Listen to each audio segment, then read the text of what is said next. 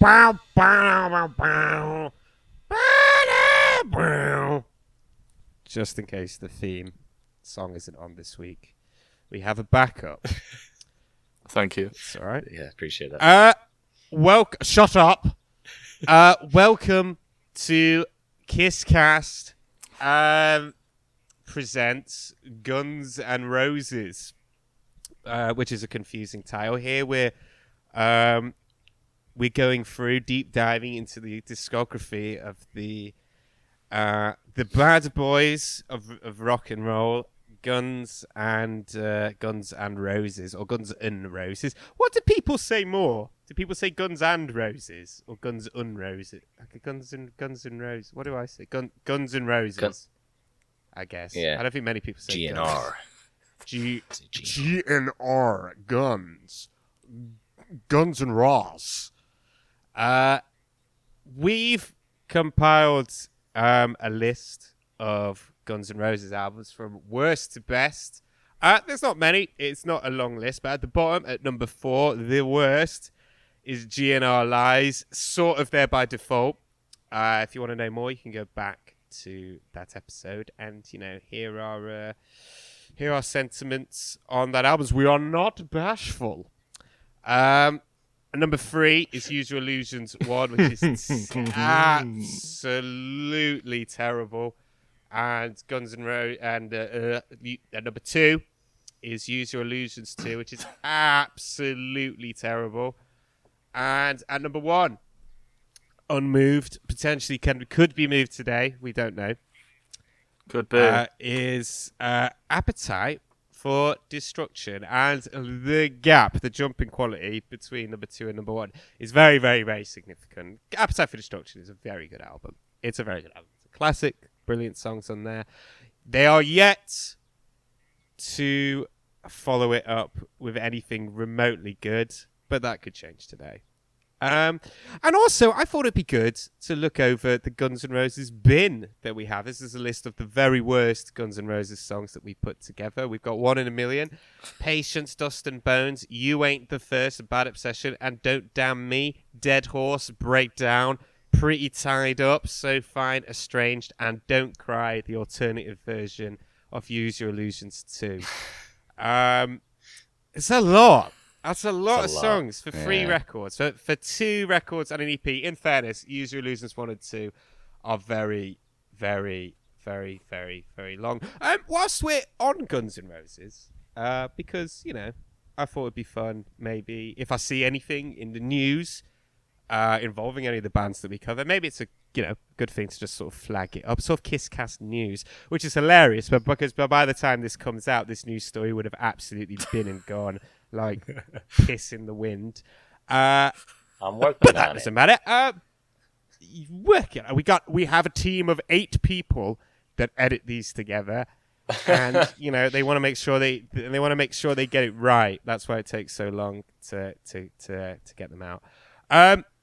Back to the beginning. The concert. Have you guys watched any of this? The Black Sabbath final show, Ozzy and Black Sabbath final show. Were you aware of this? Did you know this was a thing?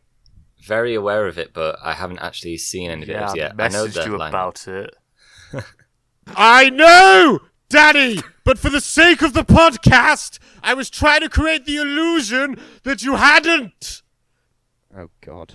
Yeah, I heard about it. I think I can edit around it then. I'm sorry. No, it's all right, mate. I shouldn't have lost my temper. That was my It's all right, bad. buddy. It's all right. It's all right. No, let's just keep going. Let's move on. My girlfriend's walking through the room and she's got no trousers on. Yeah. Probably should edit that out. No, keep it. stay She'll be fine. She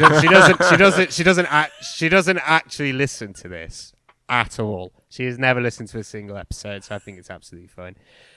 And she's sexually shameless, provocative. Fucks.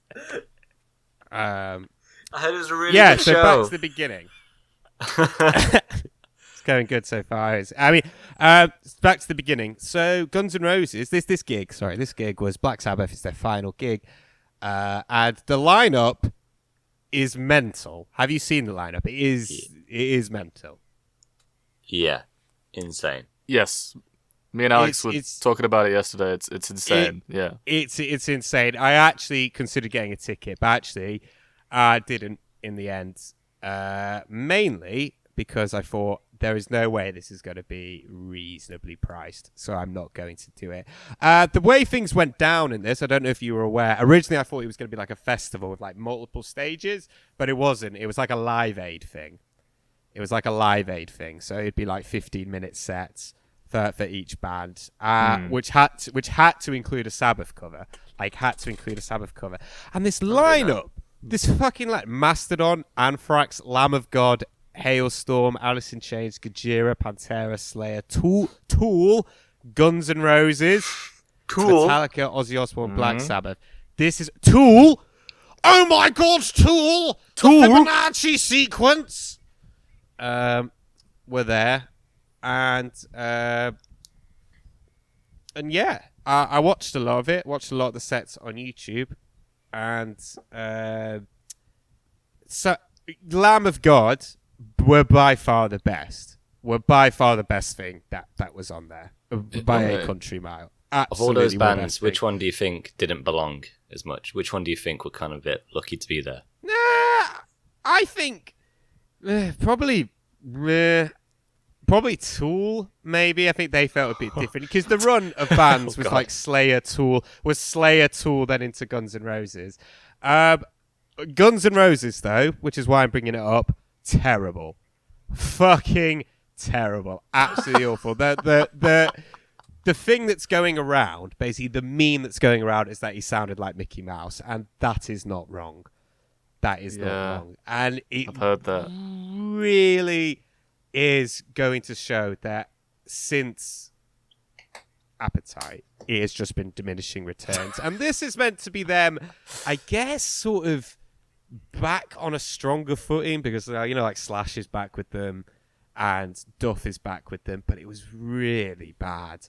Musically, fine. I mean, it starts out bad because the first thing Axl does is he walks on stage and then he sits up at his piano and you're like, oh, oh no, not this. And the first thing he does is he goes up to the mic and he goes, can you hear me?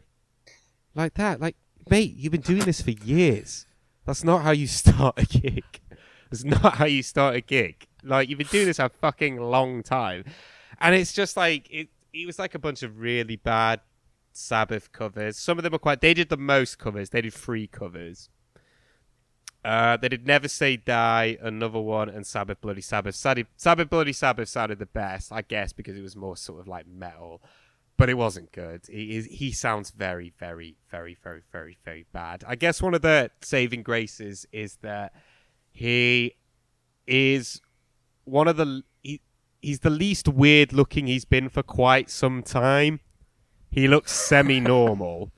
And I think that was kind of one of the saving graces. But I don't know. I haven't really been following them in recent years. But if this is anything to go by, I do not understand why they keep getting booked for things like this. They really are like a shadow of their former self.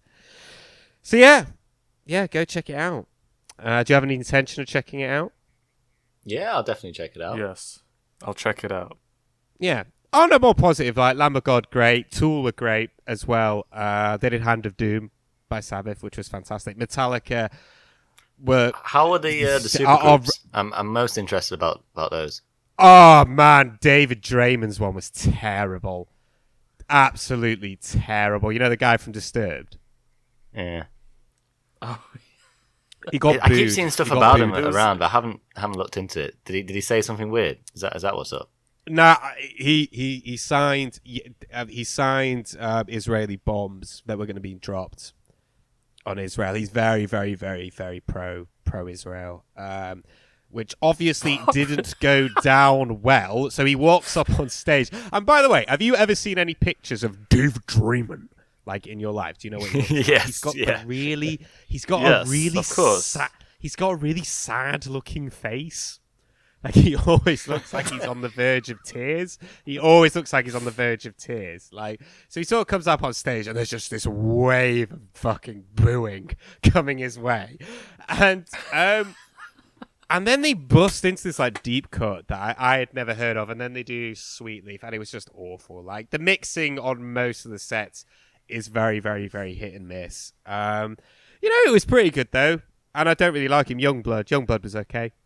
He was alright. Did changes, and I don't really like him. I don't really like his music. I think the thing that stuck out the most about the entire gig, basically, was that in most genres of music, being old kind of lacks currency. You're quite marginalized. Once you pass like the 40 mark, that's kind of it. Not the case with rock and metal.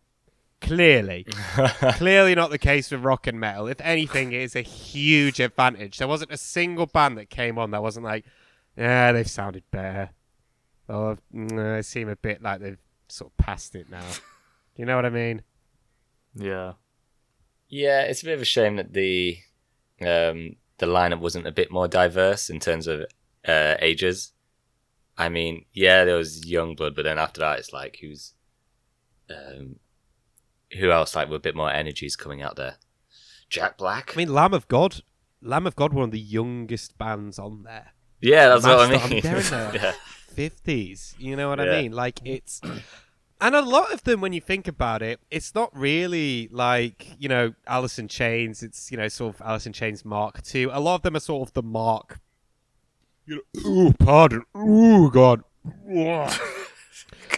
Pardon me. That granola is really doing a number on my bowels today. It's sort of like, Pantera. It's sort of like, it's very nostalgic, a lot of it. It's sort of like the Mark II or Mark III's. Guns N' Roses is sort of the nostalgia doing the nostalgia circuit sort of version. What originals did Guns N' Roses play? Guess. That'd be good. Have a guess. I mean, it's not going to be hard, mate. It's not hard. Come on. If you sat down at a piano... Oh, no. All the covers they did were on the piano, which is worse. They really struggle with covers. As we'll discuss. Yeah. Welcome to Jungle Paradise City. Yeah, that was it. Did you look it up? No. That was just off the dome. That would go over better. That would go off the dome. Wow. Yeah, I mean, those would go over the best, I think, with this crowd. But yeah, absolutely terrible. Not good at all. I think you should watch it. Axel is an absolute shambles of his former self. But away from present day. Hold on, let me ask one more question, given what podcast this is. Yeah, sure. Like, on the list of, bands that... Let's say Ozzy was picking these bands, right? And he's like, I want these guys. And so he's written a list. How far down the list do you need to go to get to Kiss? Oh, it's funny that Kiss weren't there, were they? You know what? Sharon Osbourne did allude to, because all these bands were doing it for free, she did allude to one band not being booked because they demanded pay. And my first feeling was, oh, God, it's Kiss. I bet it's Kiss. Because let's be honest, if the money's big enough, they'll find an excuse to come out of retirement, won't they? They'll find an excuse. But I don't think they wouldn't be invited. I firmly don't think they would have been invited. No, probably not. They would They're want not a to part be... of the culture that they act like they're a part of. It's what we spoke about when we were doing Kiss. They sort of absolutely act as if they're part of the hard rock world, and yet no one... Well, no, we'd be a bit... Like we said, they've got like people who were inspired by them. Yeah. But none of their contemporaries consider them colleagues. Yeah. I mean, look at this, Bill. You've got Black Sabbath, Ozzy Osbourne, then Metallica, then Guns N' Roses, then Tool. I think the sticking point would have been Tool, probably. Because I think their insistence would be like, no, we have to go on after Tool. They would resent going on before Guns N' Roses, particularly Paul, for reasons we have discussed. But ultimately, they'd be like, no, guys, sorry. Like, you can't go on after Guns N' Roses. That's just ridiculous. Which is amazing. Again, one album, basically. This is off for Guns N' Roses. They're this high, and one record. But Pantera were fucking spaffing out like platinum selling records, like 4 or 5 of them. You know what I mean? Well, I guess Guns were as well, but but like respected albums at least. I don't think Use Your Illusions 1 and 2 are that respected. But yeah, I think the sticking point would be Tool, and I think that they would want to go on after Tool, but then the organisers would be like, nah, sorry. That doesn't I think quite if work. Ozzy made a list, Kiss would be... It'd be so low, man. They 3 wouldn't be on figures, it. for sure. 3 figures. Oh, Yeah. my God. Yeah. They wouldn't be on it. Anyway. Today, obviously, we're going to be talking about Use Your... No, we're not. We're talking about the spaghetti not. incident. The follow-up. One more to, time. Yes. We're going to be talking about the spaghetti incident, which is the follow-up to Use Your Illusions 2. And I have a bit of confession to make. I accidentally deleted all of my notes on this record. Absolutely all of them. And I couldn't recover all of them. So I'm going to be shooting from the hip a bit today, but I am a consummate professional. So usually we're a really tight ship, but today we're just going to let things loose a little bit, let things just for today.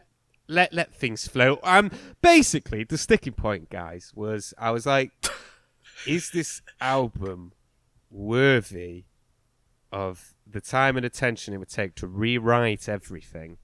And I decided, no, it probably isn't. Not So- sure what that's supposed to mean. Well, it can mean lots of things, couldn't it? Yeah. Let's get stuck in. So a bit of background on the spaghetti incident. Guns N' Roses were sick of being sort of on the road. They sort of had enough of each other. They've been touring a lot. So as they were on the road, they decided to break it up by recording, a couple of covers. Some of them would come in and go like, hey, let's do a cover of this. Hey, guys, let's do a cover of this other song. And they'd be like, yeah, sure, let's do it. Book the studio time. In and out like a robbery. Here we go. To quote Slash, he said that the idea was to sort of alleviate the pressure of being in the studio and trying to get new songs recorded and all the other fucking barrage of fucking hassles that go into making a record. We would just get together and jam on old songs to sort of loosen up. And we ended up recording 4 songs. This is whilst they're on the road. And we thought this would make a great EP. So we kept the 4 songs. Then we finished Use Your Illusions. Oh, wait. Sorry, my bad. That was when they were recording Use Your Illusions. My bad. So they recorded 4 songs when they were in the studio. This is already going very, very badly. This is going to be a fucking disaster. And then they decided to go out on the road. And somewhere along the line, they started recording more songs in between gigs and stuff like that. And at the very end, they had 13 beautiful, ripe covers ready to be plucked from the tree and consumed by the record-buying public. Most of these covers are punk songs, with some exceptions. But most of them are punk songs. Most of them are from bands that the bands sort of grew up with. Very obscure. Wouldn't you agree? Some of these cuts, quite obscure. Yeah, definitely. Yeah. Yeah. Deep I don't know. cuts. Deep cuts. Duff McKagan features lead vocals on 4 tracks and actually plays drums on 1. I actually did not notice that there had been a change in drummer at that point. Make of that what you will. I don't think, not that the drums are particularly bad or anything, just or that Matt Sorum's a bad drummer. I just did not notice. So I have a list, actually, of some of the bands that are covered here. UK subs, The Damned, New York Dolls, The Stooges, Dead Boys, Misfits, Johnny Thunders, The Professionals, Fear, as well as T-Rex, Soundgarden, and The Skyliners, and one more, which we'll talk about later.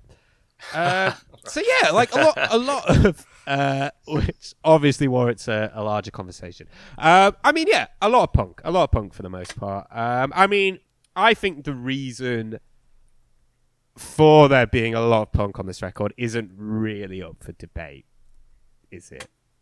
Wait, what do you mean? No, I don't know. I think it's quite I think it's quite obvious. I just took it as that these were the bands that they grew up listening to. Oh my god! You idiot! Basically, Alex, the reason I think is because, well, Use Or Losers 1 and 2, very bloated, very grandiose. They'd strayed from the path pretty far and were probably losing a lot of street cred. I think at this point they were sort of being or at least the wheels were in motion to start to consider them just an absolute joke at this point. You know, the tours, the not showing up at gigs, the sort of grandiose pomposity of what they'd become. So they kind of thought that, like, let's try to make at least a bit. Yeah, it's fun, sure, but let's make a conscious effort when we put it out to get back a little bit of street cred, to sort of salvage whatever sort of coolness we have left. I don't know. I think you're projecting a bit there. Like, that's how shut up. Oh my god. Because of how we felt about the Castro album. Complete and utter twat. I'm muting you. Sorry, carry on. I think because of how we felt about the last two albums, like, we can read it. Oh my god, you complete twat. I see it as that. I see it that because they have created such a stressful environment for themselves, this is their sort of like therapy session in a way of being like, yeah, guys, let's go back to the old times, back to the, you know, the roots of what we did. And I don't know. What do you guys think about this as a project, releasing this? Like, I was do you think getting it's kind of to ridiculous that for a major band to do so? Or no, because it leads into kind of. I think it's too early in their career. It's too early. I think so. Well, I don't know. They didn't tour it, so you know, it's how do you consider this? You consider this like a little fun sort of release, or like a proper, you know, thingamajiggy. You know, it's difficult for us because for what we're doing here, we are literally doing it in a way where we're comparing it to Appetite or other big albums. But the way I kind of see it is that if I was a big fan of this band, I would have really enjoyed this release. Like, if artists that I were really into were like, here's just a list of like bands I really like and me doing fun covers, I would really enjoy it. Obviously, like, the quality of each track varies a lot, but I'm kind of okay with this existing. And I don't think it is quite what you're saying, Alexei, where it's like, oh, well, they're trying to regain some cred. Because for me, I think their ego is like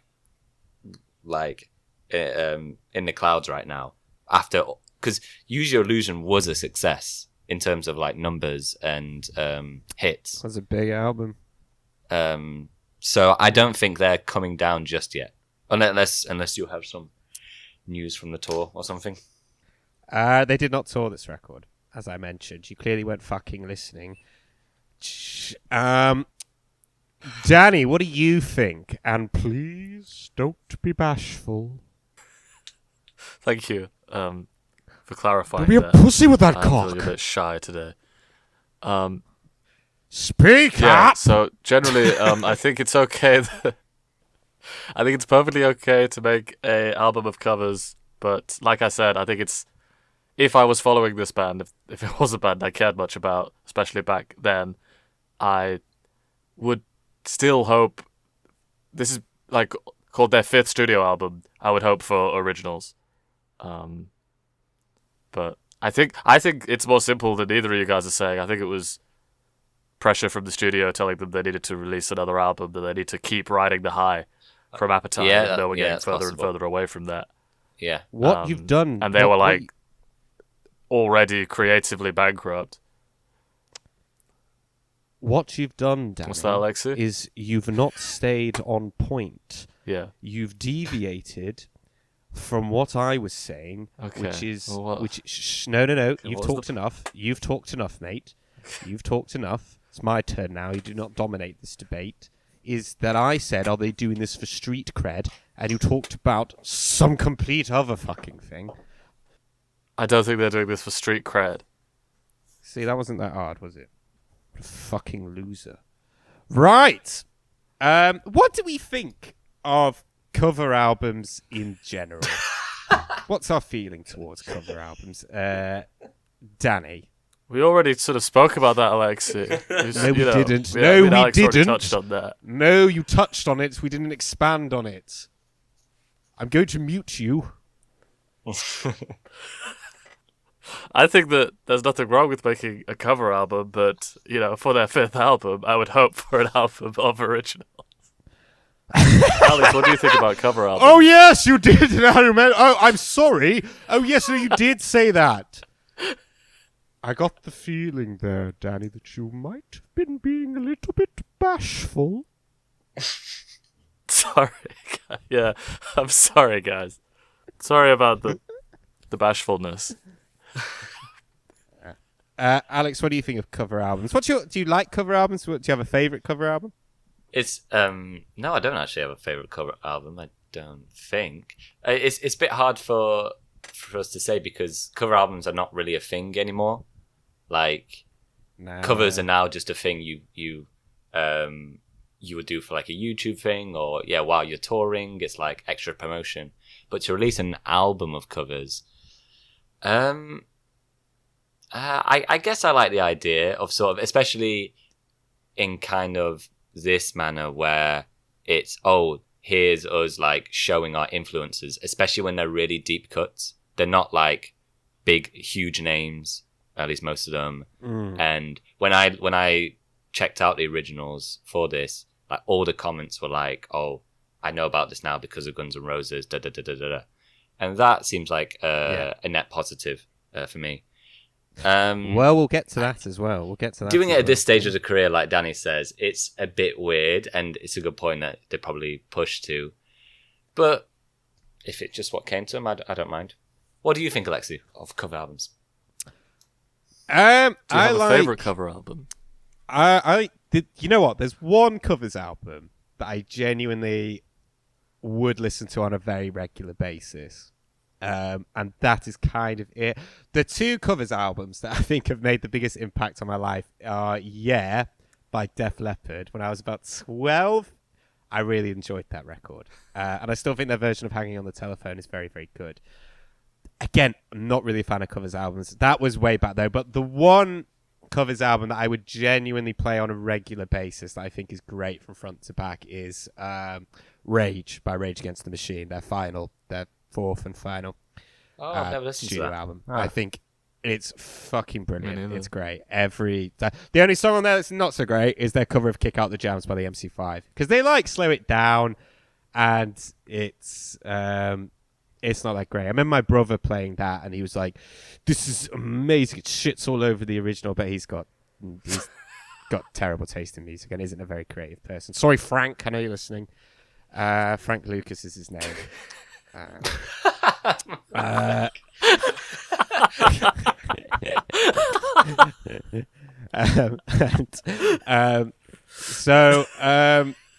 It's fantastic. Now that's something actually that we don't get on this record. I feel we don't get this is the band interpreting the songs in their sort of style. I don't really get that for the majority of this record that we're talking about today. Good little through line there. Frank Lucas works for Bet and Win. His home address is 49 Blair Athol Road. Please send him death threats. Oh my god! Let me just make a note just to cut that out. Oh my god. Oh no, Alex, bleep it out. Bleep out the address bit. Just bleep out the address bit. He doesn't actually live there. I don't know. I just made up that address, but bleep that bit out because it's funny. Please send him death threats. So, there are many conflicting reasons as to how the album got its name. The title references, one of the reasons is it references an incident where Steven Adler had in 1989, while the band was temporarily staying at an apartment in Chicago. Adler used to store his drugs in a refrigerator next to the band's takeout containers, which contained Italian food. McKagan explained that Adler's code for his stash of drugs was spaghetti. In his lawsuit against the band, Adler's lawyer asked the band to tell us about the spaghetti incident, which the band found amusing and kept the title. That's one reason. Another one is that they got in a fight and started throwing spaghetti at each other. That's another reason. There's also an interview with Duff McKagan where he contradicts a lot of these. But he's so out of it, and the audio is so bad that I cannot really make heads or tails of what is going on. All I know is that he says spaghetti a lot. What I do know is this is a terrible, terrible name for an album. It is a fucking awful name for an album. Am I right? I disagree until I hear the backstories, and then I agree. I think as a sort of just random title... No, I don't mind it as a random title. It's more interesting to me than Use Your Illusion or something pretentious like that. But what I think we agree on is that no matter what the truth of the backstory is, none of those stories are funny. None of them are interesting. No, They're it's not. an in-joke. It doesn't come across in the kind of like the crazy rock and roll lifestyle that they think they're putting across, like these crazy incidents that they have. That ruins it for me. If it was just a weird name, I don't mind it so much. I think in general they have a very bad sense of humor. Guns N' Roses. They're not a funny bunch of guys. I feel like they would not be fun to I hang out used with. to love her. It's funny, actually. All the little ad-libs as well. Alex, what do you think of the title, The Spaghetti Incident? I think it's awful. The spaghetti incident, I agree with Danny that itself, it's completely fine. What I do hate is the question mark. Like commit to it or not the spaghetti. Oh yeah, it's a step too far. Like, yeah, it's sort of, that is too far for me. It's like, well, either commit to it or... it's all very 90s, isn't it? Like sort of 90s irony, humor, being like, huh, yeah, it's like saying, "Do you want a bum or not?" Question mark. Are you or aren't you? just commit to it. Exactly, commit to the bit. Yeah, I think this is a really bad album cover. I think for some reason, with the title and the album cover, had it been a Frank Zappa album, for some reason I probably would have been like, kind of fits, kind of makes sense. I guess maybe it's because my opinion of this band has become so spectacularly low that maybe I'm just like, I hate this and I don't think it's very good. That's not funny. So another thing that happened during this time is that Duff McKagan's pancreas exploded. He was drinking a gallon of vodka. He was drinking a gallon of vodka a day. He was also taking heroin and cocaine and using pills to handle his anxiety. That will do it. That will probably cause your pancreas to explode. He had an operation, because what was happening was his pancreas exploded and all the enzymes that you use to digest food just started fucking causing havoc everywhere, dissolving everything.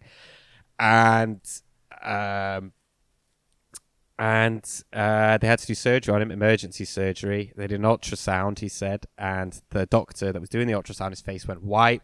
They did emergency surgery. I don't know if I've mentioned that yet. I don't think I mentioned that they've done emergency surgery on him. They did emergency surgery, and once they did the emergency surgery, he was okay. He was fighting fit after the emergency surgery and took up bike riding and martial arts. He didn't go to rehab because he said his pancreas basically detonating inside of him was enough to make him want to come clean, which is great news. He said the only person that came to visit him in the hospital was Axl, which he seems to have a good track record of, because when Steve and Adler overdosed, only person that visited him was Axl Rose as well.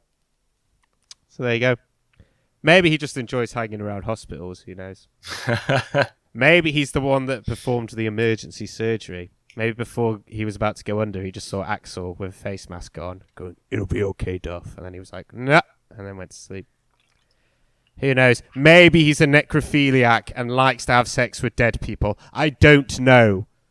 Yeah, I reckon. Probably that one. Yes.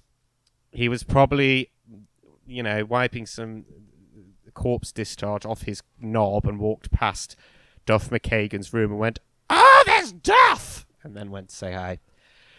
Anyway. Alex, are you going to leave that in? I'm curious. Are you going to leave that in, Alex? Yeah, of course. I'll leave a good chunk of it in. No, leave it all in. Okay, I'm just curious. Leave it in. I think the worst comes to worst. I mean, no one's going to listen to it. I mean, if Axl Rose listens to it, he might find it funny. He might go, it's funny because it's true.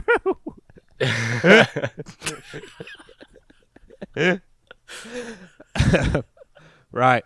One of the positive things about this record is that it was a good payday for a lot of the bands that were featured on this album. A lot of them were obscure and weren't exactly thriving in the 90s.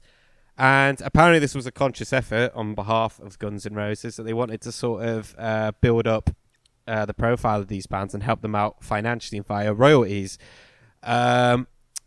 Axl apparently even considered naming the album Pension Fund, which is funnier than the spaghetti incident, I suppose.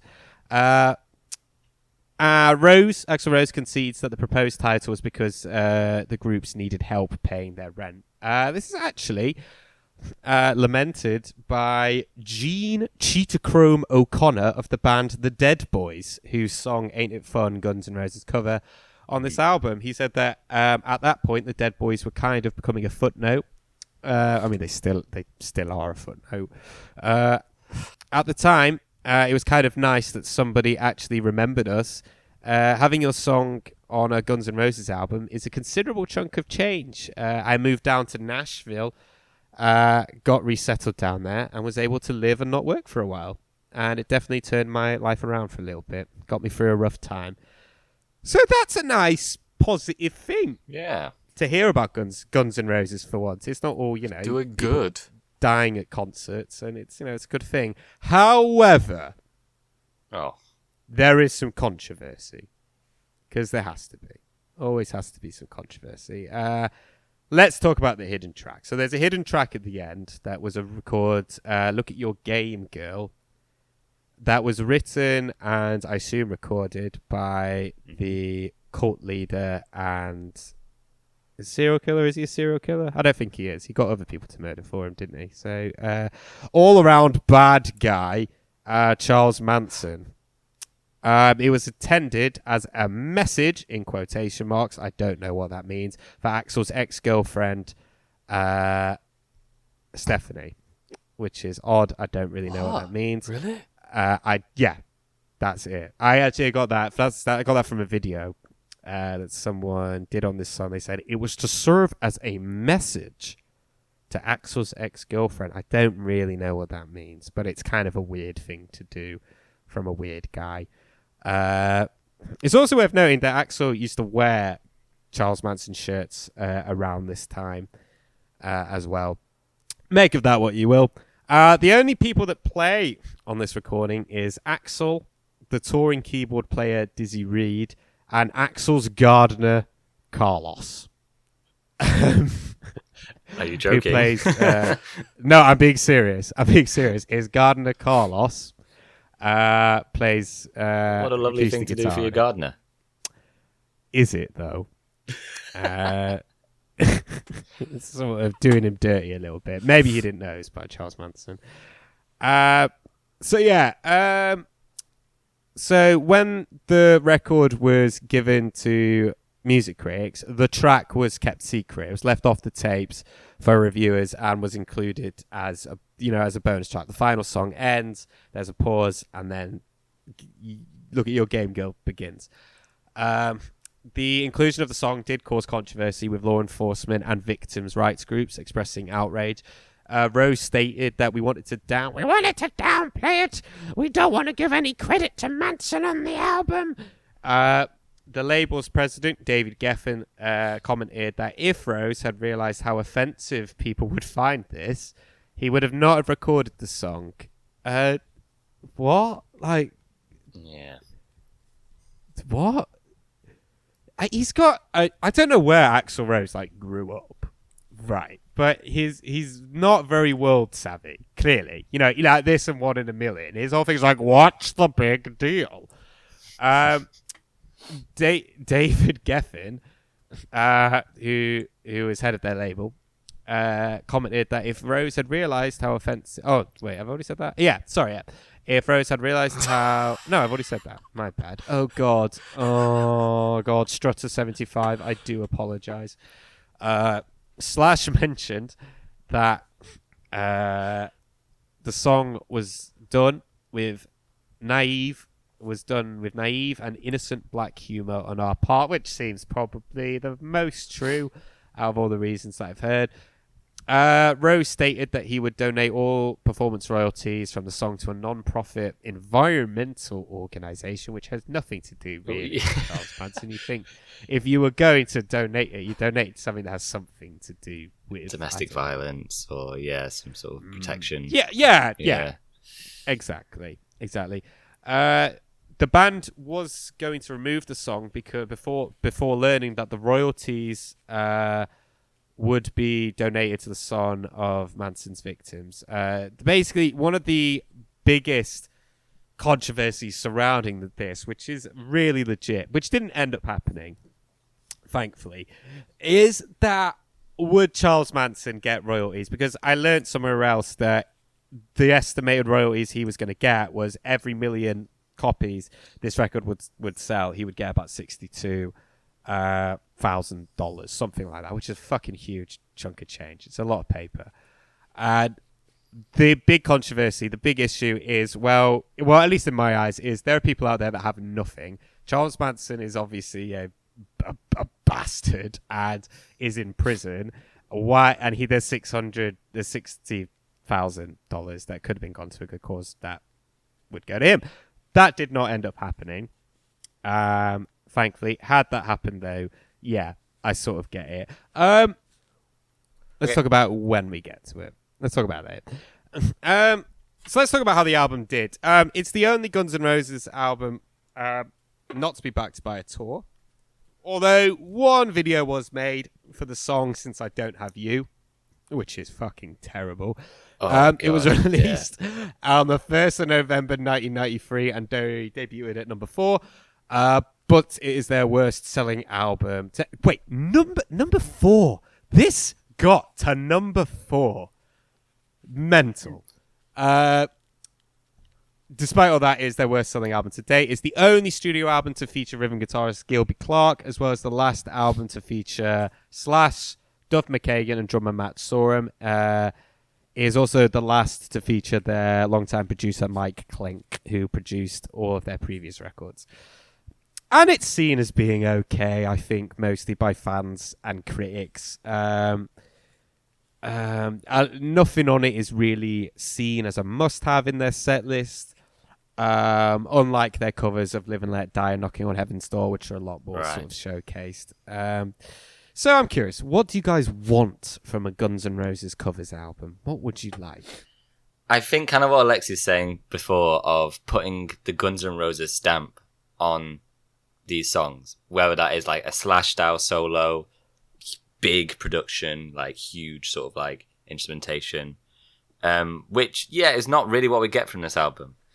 But I will say there are songs on here that I prefer to the covers we got on Use Your Illusion. So 100%, maybe that's 100%. Maybe because I like them because then they just keep to the original and the originals are pretty good. So it doesn't get tainted as much by Axl and everything that's going on. Yeah. What is with all this machismo? You're getting at your final thoughts there, mate. I guess I want Guns N' Roses to let loose and not worry too much about being these these grand songwriters that they were trying to be, or whatever they were trying to do on Use Your Illusion, pretty much. What the fuck was that, Alexei? Sorry, Alex. Yeah, I agree with you, Alexei. You want them to dig into the pre-com a bit. Let loose. Spend. No, I agree. I agree with a lot of those sentiments. It's nice to... You don't really get that. Well, this is hitting on... As I was saying before, but none of you were fucking listening. We're getting into final thoughts, so we don't want to go there yet. We got a lot to get through. But, I agree with a lot of your sentiments there, Alex. Well done, you. You've gone up in my estimations a little bit there, buddy. You've gone up a little bit. And let's just say, mate, Let's I just want say, no, a- Danny, shut up. Let's just say it's going to pay off for you in the end, mate. Okay? You're working hard there, buddy. Keep it up. Right, Danny. Right. What do you want? Go on, Danny. And I don't- please don't. Because it's only because we're doing a bashful. project like this that I would ever even consider listening to a Guns N' Roses cover album. So actually, you asking that has made me realize I came at this album negatively. I don't want to listen to a Guns N' Roses cover. I would rather take my chances on some originals than their interpretations of songs that I don't know. But imagine it was a band that you really liked. What would you want that band to do with a covers album? Do you want them to pay homage to the originals, or do you want them to throw their own style? Yeah, in, you know? like You know what I mean? yeah, like if it was More the latter. like if it was like a Small Faces covers album. Oh, yeah, my favorite band, the Small Faces. You know you like the Small Faces. I would want them to, like Alex was saying, be transformative and put their stamp on it. Yeah, otherwise, it's the old thing. Then just listen to the original.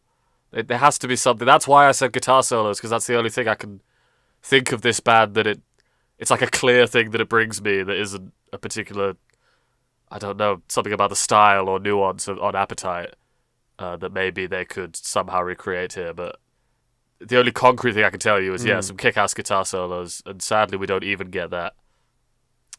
We get one. I think we get one. And, Well, let's see. I'm in charge, so, what I say goes. So, the cover. Let's talk about the cover. I can't fucking stand to look at this thing. This is I think of every single cover we have done, this is the worst.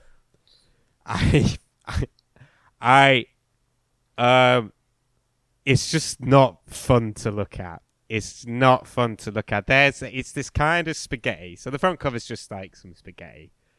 It's the kind of like tinned spaghetti hoop spaghetti that I really hate, and it kind of like gets under my skin a little bit. What I think is funny is that they wax poetically about how they wanted to help out all these bands, yet they made such an unappealing fucking album that no one would buy unless it had Guns N' Roses written on it, that they're actually probably doing those bands a bit of a disservice. There is one thing about this record that you might have not known or noticed, which also contributes to how fucking bad it is, which is, if you look at the bottom, please, can I direct your attention if you have a picture of it?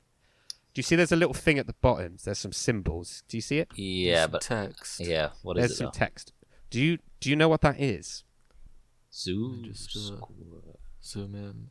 Zoom in. Oh, It is I don't know what that code. is. It's code. It's a code that you have. It's a cipher that you have to sort of decode. You have to decode.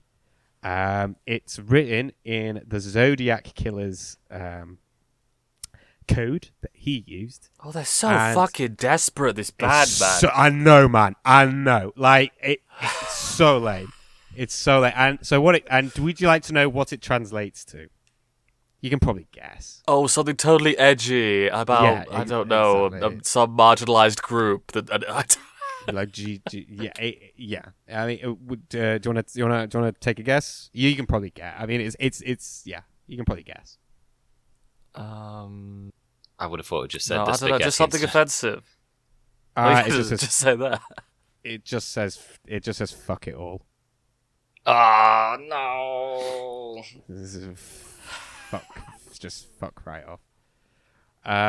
Which is really bad and lame. And was Axel's idea, obviously. Of course, it was Axel's idea. It's just horrible to look at, this fucking thing. It's cheap. Cheap doesn't cut it, really, as an adjective. I wish there was a better one I could think of, really. It's just horrible to look at. I really don't like it. The majority of every single Cannibal Corpse album cover, like Butchered at Birth or whatever, fine. I have no problem with. I can probably stare at them all day long. This I really struggle to look at. It just grosses me out, and I don't like it. It probably wasn't the intention. Maybe it was. I don't know. I really don't like this at all. Danny, what do you think, mate? I think maybe it was the intention to gross out, but I don't think that makes a difference. It's still, I agree, it's very unpleasant to look at. Well done. It's also, I think it's not even easy to read. Something about the color and the font against the background. That's the other thing about cheap. It's not just the picture of the spaghetti. The way that they put the font on, it's got like a weird fucking border on it. It looks like when you don't properly chroma key something. And there's these little flares around it. And it just looks awful. It just hits the eye wrong. It hits the eye wrong, and I don't like it. And it's just so... I don't think it's very on brand. I don't think it's what I want a Guns N' Roses album to look like.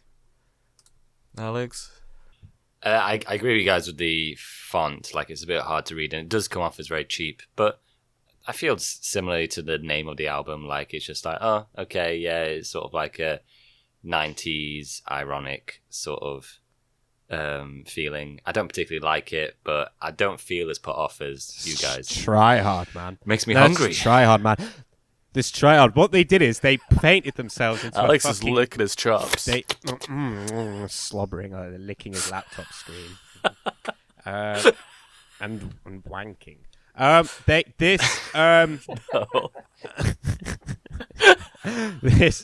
They painted themselves into a fucking corner is the problem. It's because they called the album the fucking spaghetti incident. So what else are you going to put on the front? You've got no other option. It's like if you put if the fucking you put a smiling man. You put just a smiling waging man. Like, hello. Yeah. That would have been the spaghetti lovely. incident. There's a Nick Clegg waving. Hello there. Yeah. Father Christmas. It had been Father Christmas waving, and it was called the spaghetti incident. I'd be like, yeah, okay, I'll take that. It's like you couldn't call it, you couldn't put anything else on it. If it had been, basically, I don't know, like Slash at a table with a big bowl of spaghetti and a napkin put down his front. Little smile. Land on his collar with a little smile on his face, looking like he's having a lovely time with his family, just with a big bowl of spaghetti. I'd be like, okay, that's great. I really like that. But it's his not. family are all standing around him, looking down, smiling.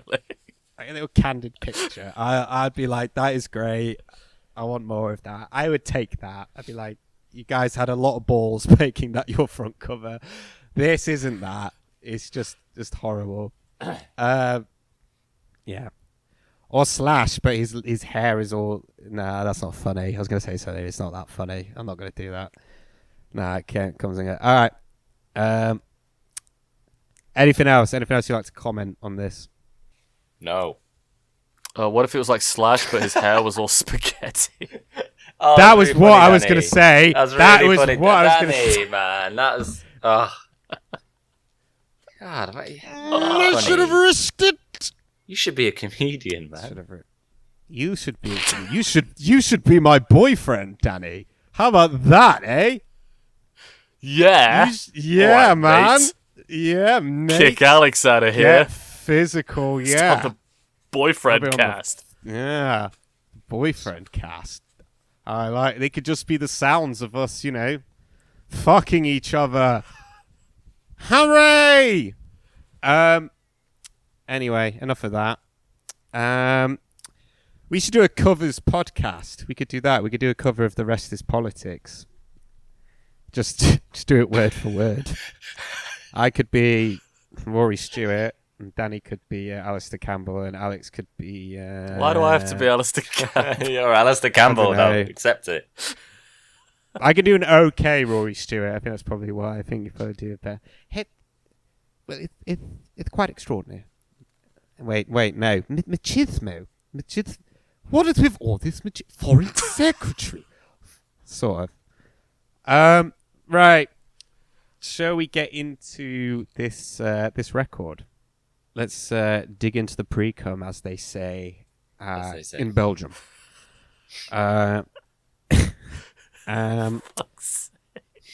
Track 1. is it's worth saying as well. I have no notes on any of these. This is going purely from memory. Oh, I'm God. afraid. Okay. I didn't realize So this is going to be complete chaos from my end. But I have a good memory. I've listened to this album a lot, probably more than I should have done, really. So the first track on this record is Since I Don't... Oh, one more thing. This is quite an important thing, actually. Let's get there. Have you guys listened to the originals of any of these songs? I did. I didn't think you would have. I thought Alex might have. I have. I've listened to the originals of all of these. Yeah, I did my first listen. Yeah, I listened to the whole album, and then after that, like, I would listen to the original, then the cover back to back, and it was quite a good exercise, actually. It was quite interesting. We can get into it. Fucking geek. Oh shit. So the first song on this is Since I Don't Have You, which is a cover of the Skyliners. If you were not aware, the Skyliners were sort of like a doo-wop group. And this obviously has to go in the bin, right? This is just the worst. This is just the worst.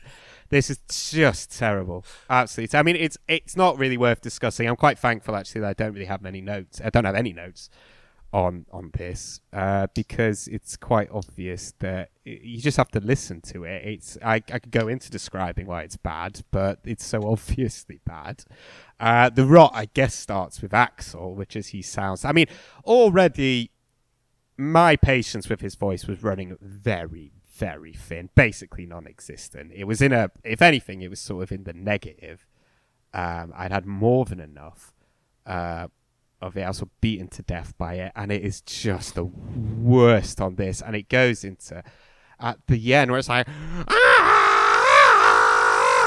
you're just like, will you shut the fuck up? Stop. This is obviously very bad, and it has to go in the bin. One little fact about this song that you might not know is in the video. I don't know if you've watched the video. I have. And I don't know what sort of feeling it was meant to make me feel, but it definitely made me have that feeling. And I'm not quite sure what that feeling is, but I do know that now I feel very lonely in this world. The video is quite something. But in the video is the actor Gary Oldman of the film Sid and Nancy and Bram Stoker's Dracula, where he plays Dracula, and Leon the Professional, directed by Luc Besson, and The Fifth Element, which is also directed by Luc Besson, not to mention the Dark Knight trilogy and Harry Potter and the Prisoner of Azkaban, as well as the other Harry Potter films. And of course, we can't forget Tinker Tailor Soldier Spy, where he won an Oscar. Or The Darkest Hour, where he also won an Oscar, or Oppenheimer, or He Contender, where he played a villainous role. Not to mention Hannibal, where he had a supporting role as the villain. Tinker Tailor Soldier Spy, of course, where he played George Smiley, which earned him his first Oscar nomination. Not to mention Hannibal. He played the devil in this video after... him and Slash used to party a lot together, and they hadn't slept, been up all night, and Slash just asked him, hey, we got to do a video today, do you want to come along? And he went, yeah, sure. Came, played the devil, and basically got clean the day afterwards, checked himself into rehab, probably because he'd realised what he'd done as being a part of this. He probably thought, oh, Jesus Christ, what on earth have I done? I need to make a change in my life. Ergo, now I go to rehab. Danny, what do you think of Since I Don't Have You? I think it's really bad. It's very bad. Yeah, it starts. I saw his guitar's out or something. Like, I don't know if he's bending flat or it's just he didn't tune his guitar. I wasn't paying enough attention. And then it kicked in, and I wrote, "Oh, fuck off, please! I don't want this shit." I know. I'm just not going to write about this. Exactly the same. I agree with you. It's so obvious. If they're gonna do this, if they're gonna do this, I've not got anything to say.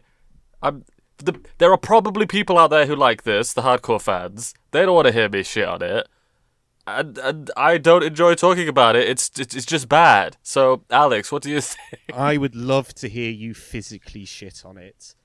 That'd be great. And you go, oh, like that. Probably be better than listening to this. Am I right? Listening to this song. Yeah, I agree with you. It's a bit like sort of saying, oh, you know, why does this dog turd smell really bad? It's just like, well, I mean, why do I have to talk about it? Like, it's so clearly not very good that it doesn't really warrant a conversation. Alex, what do you think? They really put their worst foot forward with this one. Like, this is the worst song on the album for me. Absolutely. Yeah, I agree. And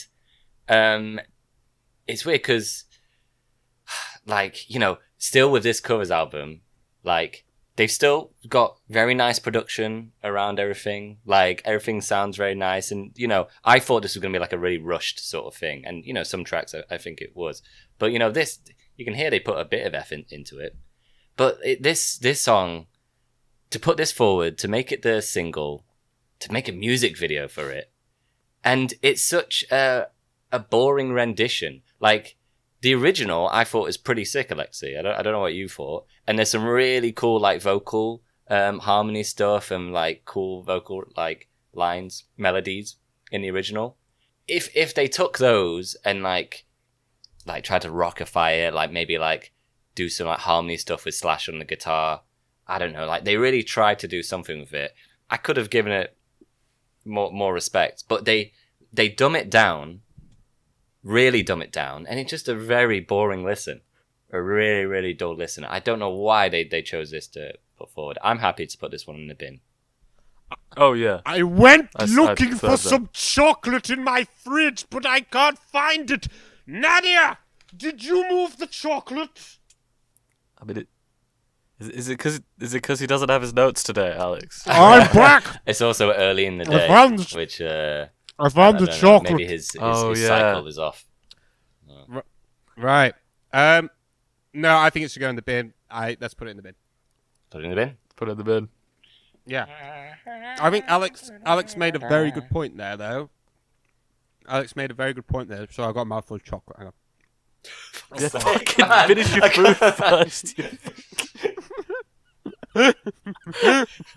Sorry, it's going to sound horrible. Fucking hell, man.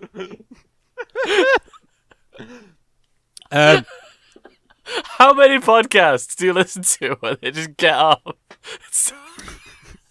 You made a very good point there. I want to know what they think about the spaghetti by Guns N' Roses. What is this embarrassment? It's fine. Yeah. Oh, do you think so? I'm glad you think it's fine, Alexei. That's great. Thanks. Yeah. Oh, come on, mate. We're just having a laugh. Just having a laugh. Alex made a good point. This is one of, if not the worst thing on the record. And if we're going to extrapolate a positive from it, it would be that it is that. And there isn't really anything that's worse, really, that comes afterwards. So it's kind of good. I guess you're going to extrapolate a positive. You sort of get out of the way. Also, it has a little electronic outro, which just what's kind that about? Of curiosity.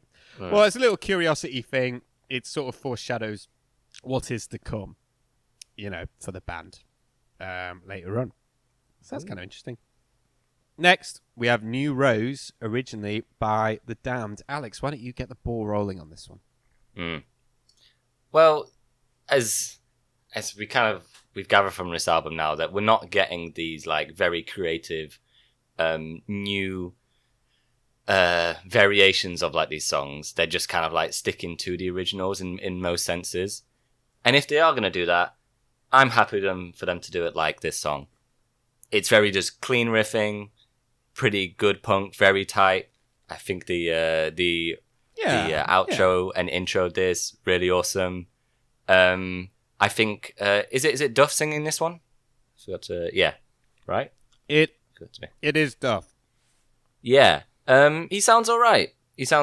Like, I don't think this is brilliant, but they're good. They're good players, and this is a pretty decent cover and it's very similar to the original. They sort of polish it up a bit more in terms of like production values. The But Damned. there's not much to say about it. Sorry. Oh, God. The Damned. Sorry. The Damned didn't like it because of that. The lead singer said that he felt that they'd sort of taken the light out of it by making it a cleaner version. Yeah, and I think that's quite fair. They do that with a lot of the tracks here. They really smooth everything out, make it much cleaner. Yeah, which is an interesting thing to do with those punk songs. So I can totally get that. But as a listen, I enjoyed both versions quite a lot. Yeah, I think you got the money. I think you've got the money. Hit the money. I've got the money. You've got the money. You've got baby. I got the money. Big lovely nipples. You've got a lot going for you, Alex. And I just want to see you settle down, you know? Give me some grandkids. So, yeah, no, you're absolutely right. I think that this is... it's a good song anyway. That's kind of with a lot of these. You know, a lot of these, the quality sort of varies on how good the original is because they're very faithful interpretations. This is a faithful interpretation. And, you know, it sounds cleaner. There's a lot of energy to it. The original's all right. The original's kind of a fun song. And this is also pretty fun. It's nice to hear them playing like this, you know, at least pretty consistently. Yeah. And I like that. I think as well, Duff sings it pretty well. And I think that, you know, he did not put his best foot forward with that awful song. What was it called? So Fine. Right, yeah. On the last record. And I think it's made me realise this and a bunch of songs on this record that he's definitely not a ballad singer. He is he's a punk singer and he does it pretty well. He's all right. I thought it was okay. I thought it was, good actually. But the original's good and they do it well. You can tell there's a lot of love for it. You can tell that there's a lot of love that they have for it, and they play it competently. I thought that I'm a bit more negative than you guys. This is the only song on the whole album that once I heard it, I was like, oh, I do know this one. I quite like the original, but I just thought I'm with the guy from The Damned. I thought this was punk without the culture, without the attitude, without the charm. It was too polished, but it wasn't like it was super done up to the point where I'm like, oh, well, I'm getting a totally different experience from it. And I feel like the thing you guys are getting at is a sort of like, oh, well, why not? You know, they didn't fuck it up. Why not? But again, this is the problem of what we're doing here.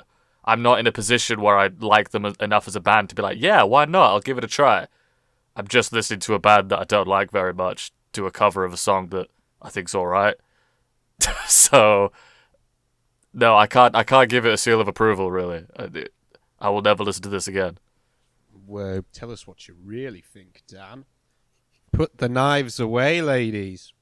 Next one is Down on the Farm, which is originally by UK Subs. Yeah. I'm curious to hear what you guys think about this one. We'll start with Danny. What do you think? The song I quite liked. I couldn't quite hear all of it, and I wasn't looking at the lyrics, but I think I quite liked the lyrics. I think I quite liked the composition. Not the rendition. I didn't look out the originals for any of these, so I think it's a song that I might like in terms of the original. In fact, I'm just gonna guess it's a lot better than this. The original is... I know that doesn't... It is better, yeah. The original's better. Yeah. I know that doesn't sound like very good criticism where I'm like, oh, I bet the original's better. But what I mean is the things that I can compliment about it are things like the lyrics and the composition. As far as the arrangement, the performance, the vibe that's being brought, and the production, see the previous track. I don't think this is adding or... I can't say it's not transformative because I don't know, but it's not adding anything from the band. I'm not... it's what Alex said at the start. I'm not hearing, like, a cool Guns N' Roses version of a song. Yeah. I'm just hearing Guns N' Roses play a song that I know isn't their style. They might have been influenced by it, and that's great, but this isn't the sort of music they usually make. I think it might be... yeah, I guess it's one of the better on the album just because I don't know the song and I think it's quite a good song. So I guess I'm positive on this one in that way. But I bet the original's better. Yeah, the original's better. You didn't bring up something that I thought which is kind of interesting. I see about Yeah. Oh. For me, there's the one glaring thing. Yeah, that's what I mean. There's a really did I miss glaringly something? obvious thing. Alex, what do you think? Oh, shit. Well, yeah, for me, I think this sounds really good, and I agree that it is a really good song, but it's just the accent. It's that the accent thing is such a tough sell. Him I putting knew on. it was going to get brought up. I knew it was going to get brought up. Yeah, Axel consistently up and down this record does do his best to try to ruin every single song that does it throughout the fucking album. He does it Yeah. all over this fucking album. He tries his fucking hardest.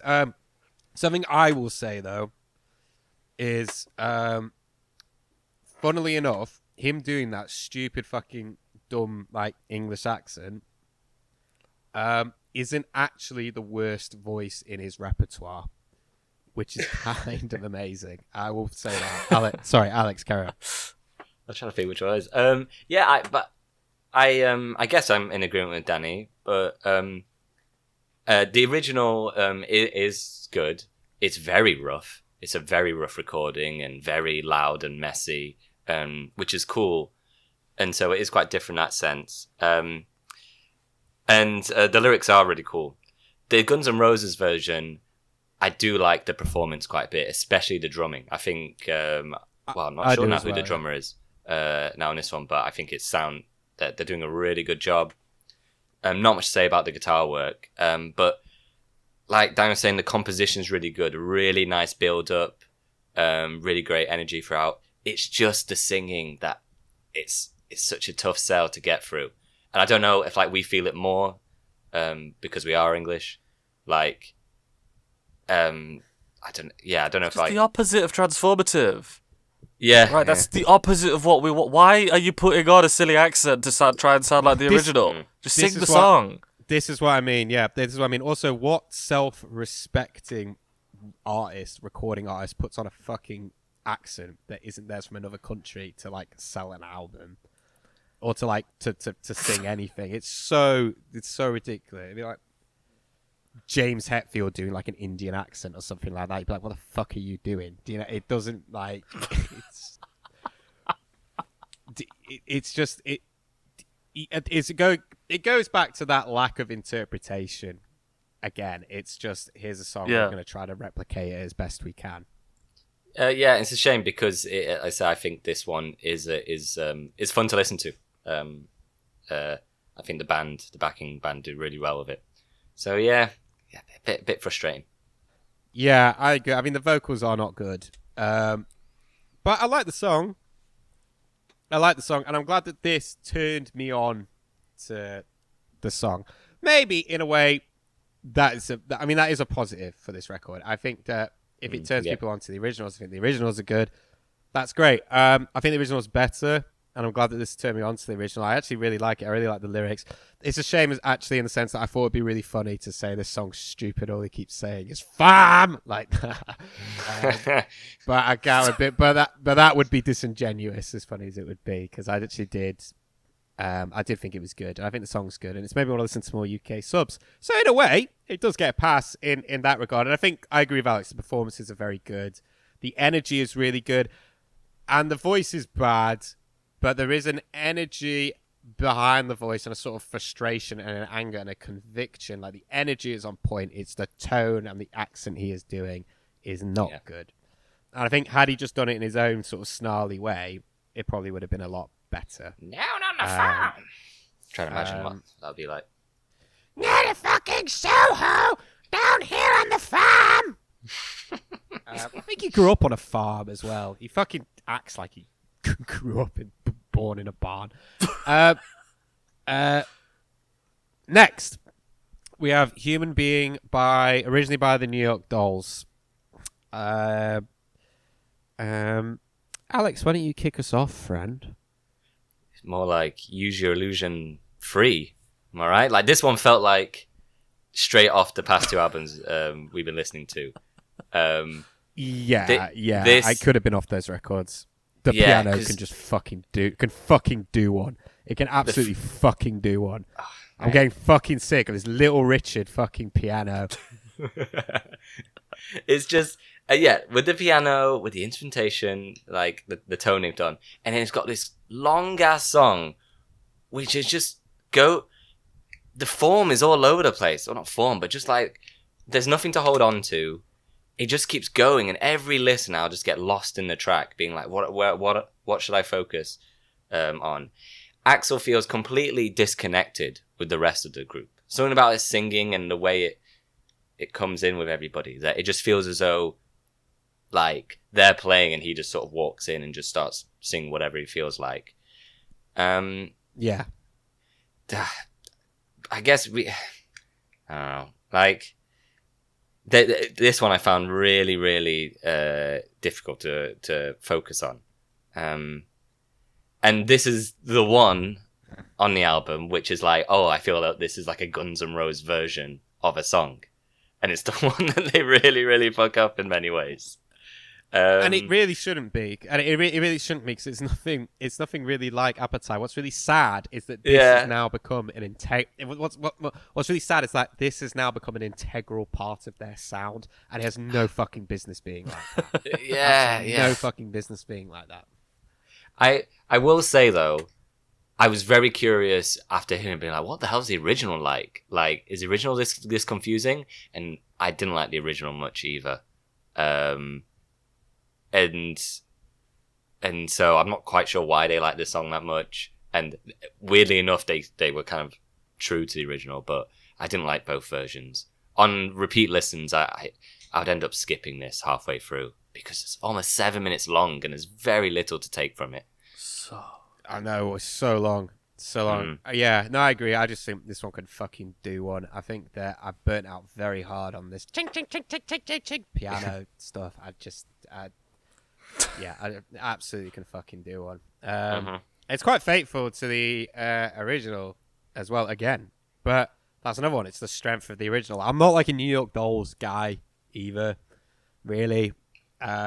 So doesn't really work on that level either. I'm like, well, it's a faithful cover, and the original's alright. It doesn't really work on that level either.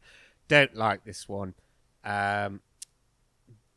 Danny of Road. Alex, make sure you keep that in. Oh, for fuck's... Okay. It's very important they know where we live. They might have money to send us.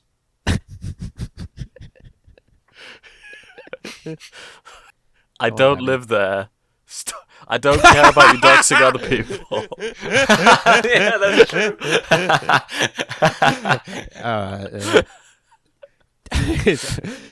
Daddy, someone sent you a check. Keep up the good work. Dox your brother as much as you like. Do not say my full fucking name. Sorry. What song? Oh, we're on this one. Oh, okay, on the first listen, I wrote, yep. And on the second listen, I wrote, so long. Oh, move Danny. Danny. Look, I'm sorry, mate. Number 5 is Raw Power, originally by the Stooges. And I do like the Stooges. I like the Stooges a lot. We Will Fall, off their first album, is a fucking great song. It's a fantastic song. Danny, what do you think of their cover of Raw Power? And remember, please don't be bashful. Very similar feeling to Down on the Farm. I think it's probably a pretty good original. Again, I don't love, but I like the Stooges. I thought this song seemed quite well composed, but again, I'm not interested in this rendition of it. I didn't like the performances. Not for me. Oh no! What you guys? It's definitely it's a lot faster. I mean, they fucked to this one a little bit. They made it a bit faster. They upped the tempo a little bit. It definitely has none of the sort of imperfections of the original, which gives it sort of lo-fi sort of soul. It's got a lot of the soul that's been taken out of the original. The original is kind of more like is more of a march, and it seems a bit more defiant than this one. This one's kind of a bit more, I guess, trying to be a lot more ferocious. It's absolutely fine. I think it's not as good as the original. It's not the worst thing in the world. It wasn't unpleasant to my ears. However, I do think maybe to an extent it kind of misses the fragility of the original and the sort of scrappiness, which, makes the original a bit more powerful. Alex, what do you think? I agree with that they took sort of the soul out a bit. The original has like a very classic underground punk sound, everything muddled together, and they Guns N' Roses sort of like once again sort of polish up a bit, but I think this one isn't as successful as say New Rose or Down on the Farm. One reason is we get the piano again, and it's just gang, gang, gang, gang, gang, gang, gang, gang, gang, gang, gang, which is straight from me. Actually, really bothered me each time. And I didn't quite believe in the singing. Like there wasn't. It was very emotionless. One thing I do like though is that they push like the lead guitar forward in the mix, and particularly towards the end, we get some really cool soloing from Slash along with the like chorus. And I thought that worked really, really well. So I enjoy that sort of move with this one. But everything else, I think they didn't do well with the original on this one. You hear that? Danny said guitar solos. You like guitar solos, don't you? I don't remember the guitar solos. Okay. Let's move on to track 6, Ain't It Fun, featuring the guy from Hanoi Rocks, whose name I don't have in front of me.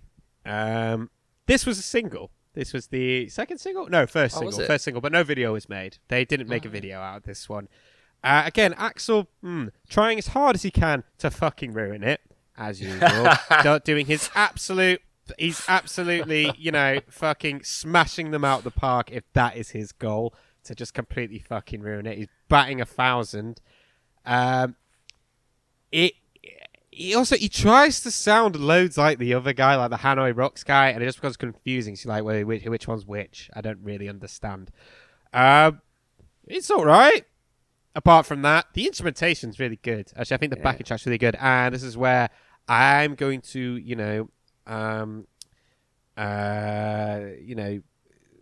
stake my claim. Probably said that. The guitar solo is good. I think the guitar solo is good. I think it's a good guitar solo. I think Slash is probably. I think this is probably the best Slash has played on one of their records in a long time. I think it's one of the best solos he's done in a while. I like the solo. I think it's got a lot of energy. Again, the original's good though. It's one of those things where the original's good. And they're kind of, it's there and all the parts are there. They don't completely fuck it up and ruin it. It's pretty faithful. So it's about as good as the original. I mean, Axl tries his fucking damn hardest to just absolutely shit all over it. And he comes close to ruining it, but I don't think quite gets there. I mean, it's got good energy to it. And there's a defiance to it, which I quite like. Well done, Cheetah Chrome and Peter Laffner for writing this song. It's pretty good. Right. Daniel born 50 previously of 8 food. Oh, in Alexei, you're giving me so much work to do. Now in some undisclosed location in what did you think of Ain't It Fun by Michael Monroe? I'm not going to do the fucking podcast anymore if you fucking do shit. It's alright, it's fine. Bleep it out. I told they'll send us money. I'm convinced of it. They will definitely not send us money. They'll send us some no money. one is going to send us. They'll send us £100. Well, now I've put the address out. If you put out some sort of plea, it doesn't matter, sorry. Oh, we could do a Patreon. That solves the problem. Sorry, Karen.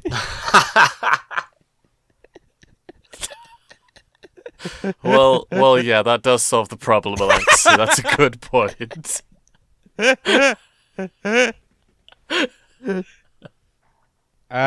Right. Would you like me to what do talk about the song? If you want, yeah, if you like. I did not think you guys would be being so nice about this album. I I don't think this is that bad. Is it I Slash? really don't think this is that bad. I put, is this Slash playing on this album weak as fuck from him? I thought he's not living up to himself at all on this album. I really did. I don't think. I have to check my notes. I don't think there's anywhere on this album where I was impressed by Slash, and I'm holding him to a standard. I know the guy can play like a motherfucker, but I feel like he came out swinging on the first album. Yeah. And then he has a few good bits here and there coming after that. But really, I feel like we've seen him throughout his career like actually get better at the guitar, or at least get back to where he was at the start. So yeah, I like him as a guitarist, but not on this album. I don't agree at all. I don't think I like this song at all. This is the first one where I'm like, oh man, I don't like the lyrics at all, and I don't think I'd like the original. So this is low down on me. It's because you've never me. lived that kind of life, Danny. That's why. You've been incredibly sheltered. Yeah. Right, Alex, what do you think of Ain't It Fun? I'm with you, Alexei. I think this is probably, in terms of the songs go, my favourite one of the lot. Man. Maybe not the Guns N' Roses rendition, but it was the one where I listened to the Guns N' Roses one. I was like, oh, this is really interesting. And then when I listened to the original, I thought it was really good. And then going back and hearing the Guns N' Roses covers, I was really into it. I like hearing them do this sort of style. It's not the most sort of complex thing. It is like, messy and kind of angsty and ridiculous. But I like the sort of going back between the two parts, the very slow, downtrodden verse, and then the messy, loud choruses. I think it suits them quite well. Similar to On the Farm, the singing is a drawback here because Axl is... I think he's really kind of misread the room in this situation, because like what the song is about and the sort of the feeling the song's trying to portray, he puts on this very silly voice and he overemphasizes every single part, and it comes across really forced, and it makes it feel like it's kind of like a joke. It's quite whimpery, isn't it? It's quite the way that he... Yeah, it's very whimpery. And it's annoying because so many other songs, maybe it's just because I like this one, but so many songs I think like if he did this on Raw Power, I would have been like, yeah, all right, fine. Or the original, not the original one, the first track on the album would be like, okay, just being silly because he's just having a fun time on it. But with this one, I feel like, well, if you're going to choose this kind of song, try and take it seriously, because the rest of the band do. I think it's interesting what Danny said about Slash, because here, Slash is very much trying to do a different thing. And though I agree that it's not like a brilliant piece of guitar work, I think it also would have been disappointing if Slash did his usual thing on it. If in this song Slash just goes like his typical sort of solo stuff, it wouldn't have worked at all. So he's trying something different here. Is it a home run? Not really. But this is one that on listening to the album on listening through each time, I thought was one of the highlights. I think this is a cool direction for them to go down. Cool. And you know what, Alex? I always thought you had a better taste in music than Danny. Well done, mate.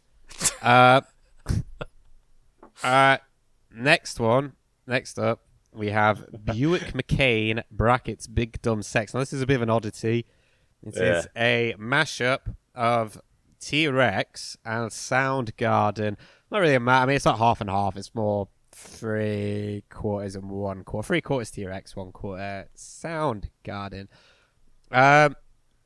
Alex, what do you think of this? Slash, it's worth noting, Slash apparently sings lead vocals on this, but They Oh, really? did him very dirty in the mix. If that, apparently, Okay. apparently, yeah. It's co-lead vocals. It's co-lead vocals with Axel, obviously, but I think they did him very dirty on the mix, clearly, because it just sounds like Axel. The vocals on this one really sound bad. It's really, really bad on this one, I think.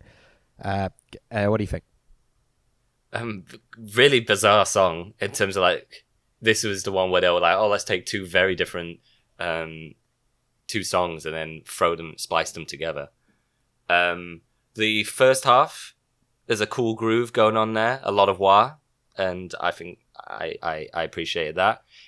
Not particularly loving it as a song, but it's a nice mix up, especially what we've gotten from Guns N' Roses over the past two albums. And then I enjoyed, even it is very silly, but I enjoyed the second half with the big dumb sex. Yeah, the big dumb sex section is really stupid, but I enjoyed it. This is like, to me, the opposite of what a lot of stuff we got on Use Your Illusion. It's very short. It's very just to the point. They get to just play around and they sound like they're having fun a bit. I thought this was okay. It's a weird thing for them to do though. Like, given the rest of this track list where they're like, okay, we're going to be very faithful with these and here's some songs that, we really appreciate. This one is like, oh, let's throw together two really silly songs. Oh, what do you guys think of it? It'd be really good if I had some notes. That would be really, really good. Right. It's all right. I can read my notes. You've got loads. I just wrote, yeah. I remember the vocals being very bad. I remember the big dumb sex bit working better than the T-Rex part. The vocals are really shocking, though. The mixing of the singing is bad. Oh, I remember. I said that there was something to me very off about them trying to cover a current band, because Soundgarden were massive at this point, and I kind of felt that was a little try hard to cover a current band that are quite very different from Guns N' Roses. Also, Chris Cornell is a much, much, much better singer than Axl Rose is. So I think the drop in quality was quite a lot. The Big Dumb Sex is a bit more of like I guess a deeper cut. It's off Louder Than Love, which is not as well known a Soundgarden record. That bit went bare. Not mad about it. Really not bad. Really inconsistent. The vocals are very, very, very, very, very bad. Danny, is yours just A bit more. I wrote, I don't like music that sounds like this. And that's it. Oh. There's wah guitar. There's also and there's cool little wibbly wobbly bits. There's wah guitar. Well, It takes more. It takes more than war. Big Dumb Sex is a really good name for a song. I'll give it that. Even though they didn't write. Yeah, I agree with that. I think Big Dumb Sex the original's is a very, very good name. The original's alright. The original's great. I love Soundgarden. I'm a big Soundgarden fan. So I enjoy listening to a not as good band cover one of their songs with very subpar vocals. Track 8 is Hair of the Dog, originally by the band Nazareth, and I heard the original of this, and I will actually come say this is one of the few where their version is better than the original. The original of this song is fucking terrible. The original. Also, please, for the love of God, please go look up the album cover for the original of this song. So Nazareth, just put in Hair of the Dog and look at the album cover. The album cover is fucking mental. It's hideous. Oh yeah. I've seen it. It's amazing. Fucking dog. That is dog, fucking dog, badass, man. Dog bat things. The original's like a Kiss song, like an early Kiss song. It's got the cowbell. The plot is ridiculous. The plot is very, very, very, very bad. It made me think that maybe in 70s rock, which granted I don't listen to a whole lot of, Kiss maybe weren't the only band that were rocking the plod back then, rocking very, very ploddy songs with I don't think so. Yeah, that can't dial in a heavy tone. Like because I tell you what, this song by Nazareth, man, really gives them a run for their money. I'd say that their cover is better, but this is kind of the opposite, where they're not working with a good song to begin with. I feel that like the chorus that Guns N' Roses do, I guess Axl's voice actually serves it, I think, a bit better. When he goes, "A son of a bitch," because it kind of sounds a bit like a positive push and Tenacious D or an AC/DC song. So I kind of will give it a pass on that. But the original's really not good, and I think that the playing not paperback, right? Playing Day Tripper at the end was sort of a mistake. I think it just kind of highlights. I think it's just really kind of brings up why, and you're like, well, I guess the riff sounds similar, but then it just makes you think, well, Nazareth just clearly ripped that off, didn't they? What really, I think my biggest takeaway from this was just how bad the original is, more than anything else. That's kind of I was like, I discovered a really shitty song, so that's one thing. It's not turned me on to Nazareth in any way. Maybe we could do a deep dive on Nazareth. That would be a complete waste I'd of love time. to do Nazareth next. Yeah, let's do Nazareth. Why not? A band I know basically nothing about, and have not made a good first impression on me. They've got a cool name and a cool cover, so I know when he's so far. I find this amusing, though. I find this quite amusing. So I kind of give it a pass, I guess. I found it pretty funny. Cool. Danny, what do you think? It's interesting, like, being the one of us who didn't check out the originals, because I did what I did with the previous songs that I liked a bit more and just sort of gave the benefit of the doubt to the original. But what you're saying makes me wonder if I was wrong, and I'll accept that, because I was thinking... It's a lot worse. It's really bad.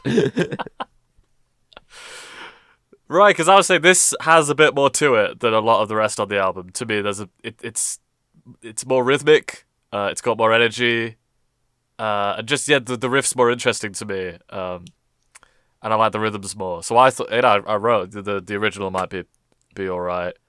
On a second listen, I thought this might be the best on the album, and I will be fine if I never hear it again. So that's where I'm at with this album so far. Yeah, I think Alex? you made an interesting point with this record, which is a lot of even like the better songs ultimately meant nothing to me, I think, and I probably won't take moving forward. Yeah, I mean that even if I think they're all right, they just ultimately mean sort of very little to me. Alex, what do you think of Hair of the Dog? Originally by Nazareth, written by Dan McCarthy, Pete Agnew, Manny Chatterton, Daryl Sweet. What do you think? Oh, that Hair of the Dog. Yeah, I did the same as you, Alexei, listening to both. I don't think the quality is as big as you're saying, Alexei. I think kind of both aren't amazing. Again, like you say, the original is so Kiss coded. Like, it's so Kiss. Like, it is, yeah, it really is. Unbelievably so. I was shocked to listen to it. I was what the hell? Yeah. Like, this is like going back. That is such a Gene riff. That riff is such a Gene riff. It's Beatles worship. It's not Beatles worship, Beatles rip off. It's got that ploddiness to it. It sounds like the theme tune to this show. It sounds like the theme tune to the podcast.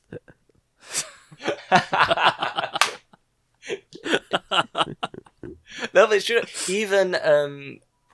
Even before I got to the end of the song, I wrote down Day Tripper. Because I was really like, what is so similar? Oh, cool. And so I actually kind of weirdly like that Guns N' Roses did the Day Tripper bit at the end. Because to me, it's sort of like a nod of being like, yeah, we know what we're doing, we know where this comes from, sort of thing. While the original doesn't do that. It's more of like the riff sounds a lot like Day Tripper, but it's a bit more slowed down. The Guns N' Roses version, it's fine. It's got a nice energy, and it's just a very kind of simple song that they perform pretty nicely. I do, like Alexei was saying, I do like the way that Axl says, "A son of a bitch." That was very satisfying each time. I mean, Jack Black would have done it better. Maybe. Sure. Yeah, this is fine, but not one that I really took from the album. And I hate this album does it a lot, but they added so many like little bits of laughter or interludes. You know, at the end of the song, they'd be like, "Is that the take? Yeah. I think so." And I always hate that stuff, and it comes across so fake. And this track does it a bunch. This one's fine. It's fine. It's fine. Right. Let's move on to Attitude. Originally by the Misfits. This is good.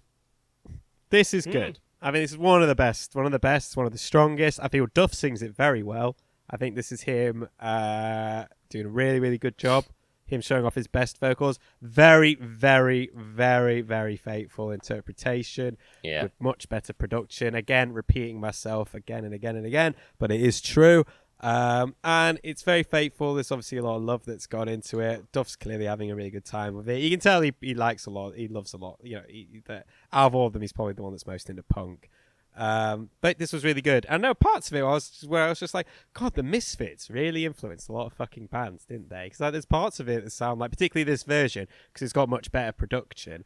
And Blink aren't that many years off, I don't think, at this point. Wait, 93. Probably wrong about that, actually. But you can tell that, you know, there's parts of this song where I was thinking, like, God, this sounds like Dude Ranch era Blink, like really super, super, super early Blink, you know, like Cheshire Cat and stuff like that. And yeah, I thought this was really good, really, really strong. This sounded like legit to me. I enjoyed this one quite a bit. Alex, what do you think? Yeah, there's not much to say about it. Like, this is the kind of punk that I like to listen to, and Guns N' Roses version, and the original, they both sound very similar, and they both sound very good. You can get into questions of like, well, what's the point of them putting this track on the album? But as a listen, I enjoyed it. Yeah, really cool. Again, I like Guns N' Roses being to the point, concise, just rocking. They're good at that, which we hadn't had for so long after the past two albums. So yeah, thumbs up.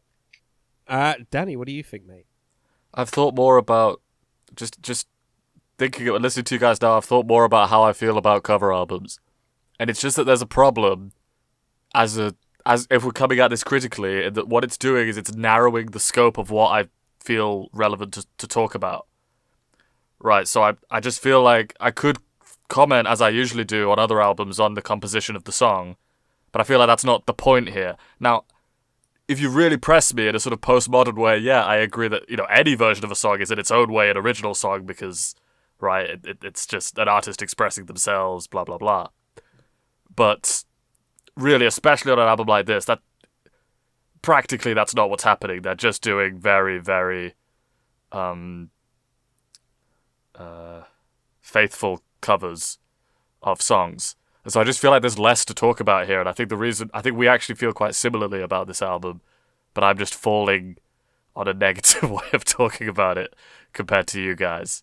For this particular song, what do you think, Alexei? You not agree with that?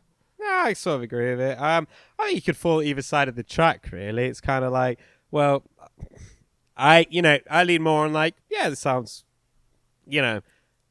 Well, that's what I'm saying, yeah. This sounds fine. If it's more of a, like, well, as a statement, as a work of art, what is it, what does it mean? What's the point of it? And stuff like that. You could easily say, I'll tell you this, ultimately, it has the exact same response. This also means basically nothing to me. Mainly because it's a very, very faithful interpretation and it's kind of pleasant to listen to, but ultimately means nothing. You know, but you can also view that you can view that as a huge negative as well, though. But I kind of feel like as a bit of fun, yeah, it's a bit of fun. I think as a normal listener, yeah, that of course that's how I approach music. It's simple. Like, how is this making me feel? Do I like this? But I just feel like, because what we're doing here, I listen to this album, to all these albums, thinking, what am I gonna say about this when we record? What are my thoughts about this? And it's harder for me to think about what I'm gonna say about the song because it's a cover. Because I feel like it's just not as interesting for me to talk about the song as a composition because they didn't write it. But I mean, only in terms of conversation it makes it harder. Yeah, anyway, I I'm think getting it's too deep into the. no, I think I'm glad you said it. Like, I think it is a big thing that you didn't listen to the originals because, firstly, hearing the originals, Right. I'm gonna assume for Alexei as well. It made it a much more enjoyable experience because there was a sense of like, oh, I hadn't heard this band before, and it was interesting that they chose this band and sort of seeing the roots and the tendrils of like music. Or so there's that side of it, and then there's also how does it compare to the original? What do they keep? What do they throw away? How do they do it? Which does speak about Guns N' Roses as a band. So yeah, I think that's why me and Alexei. That's one reason why me and Alexei are sort of approaching this in a bit of a different way. Yeah, That's probably true. I probably would like the album more if I'd listened to the originals. I guess it's just when you guys say why not to this album, you're absolutely right. I agree, but I also think as really you could apply that to every single song we've ever shat on. Why not? Right? Why not? They just made a song and they thought it was good. Right? I don't think that's a useful, or rather, I don't think it's an interesting way for me to approach it as a critic. So I'm just gonna, once I have to say to myself, I want to say more about this. The only road I see is a negative one, I guess is what I mean. And so I don't really hate much of the music on this album. It's just that if I have to say something about it, like Alexei said, you can fall on either side. I'm falling on the negative side.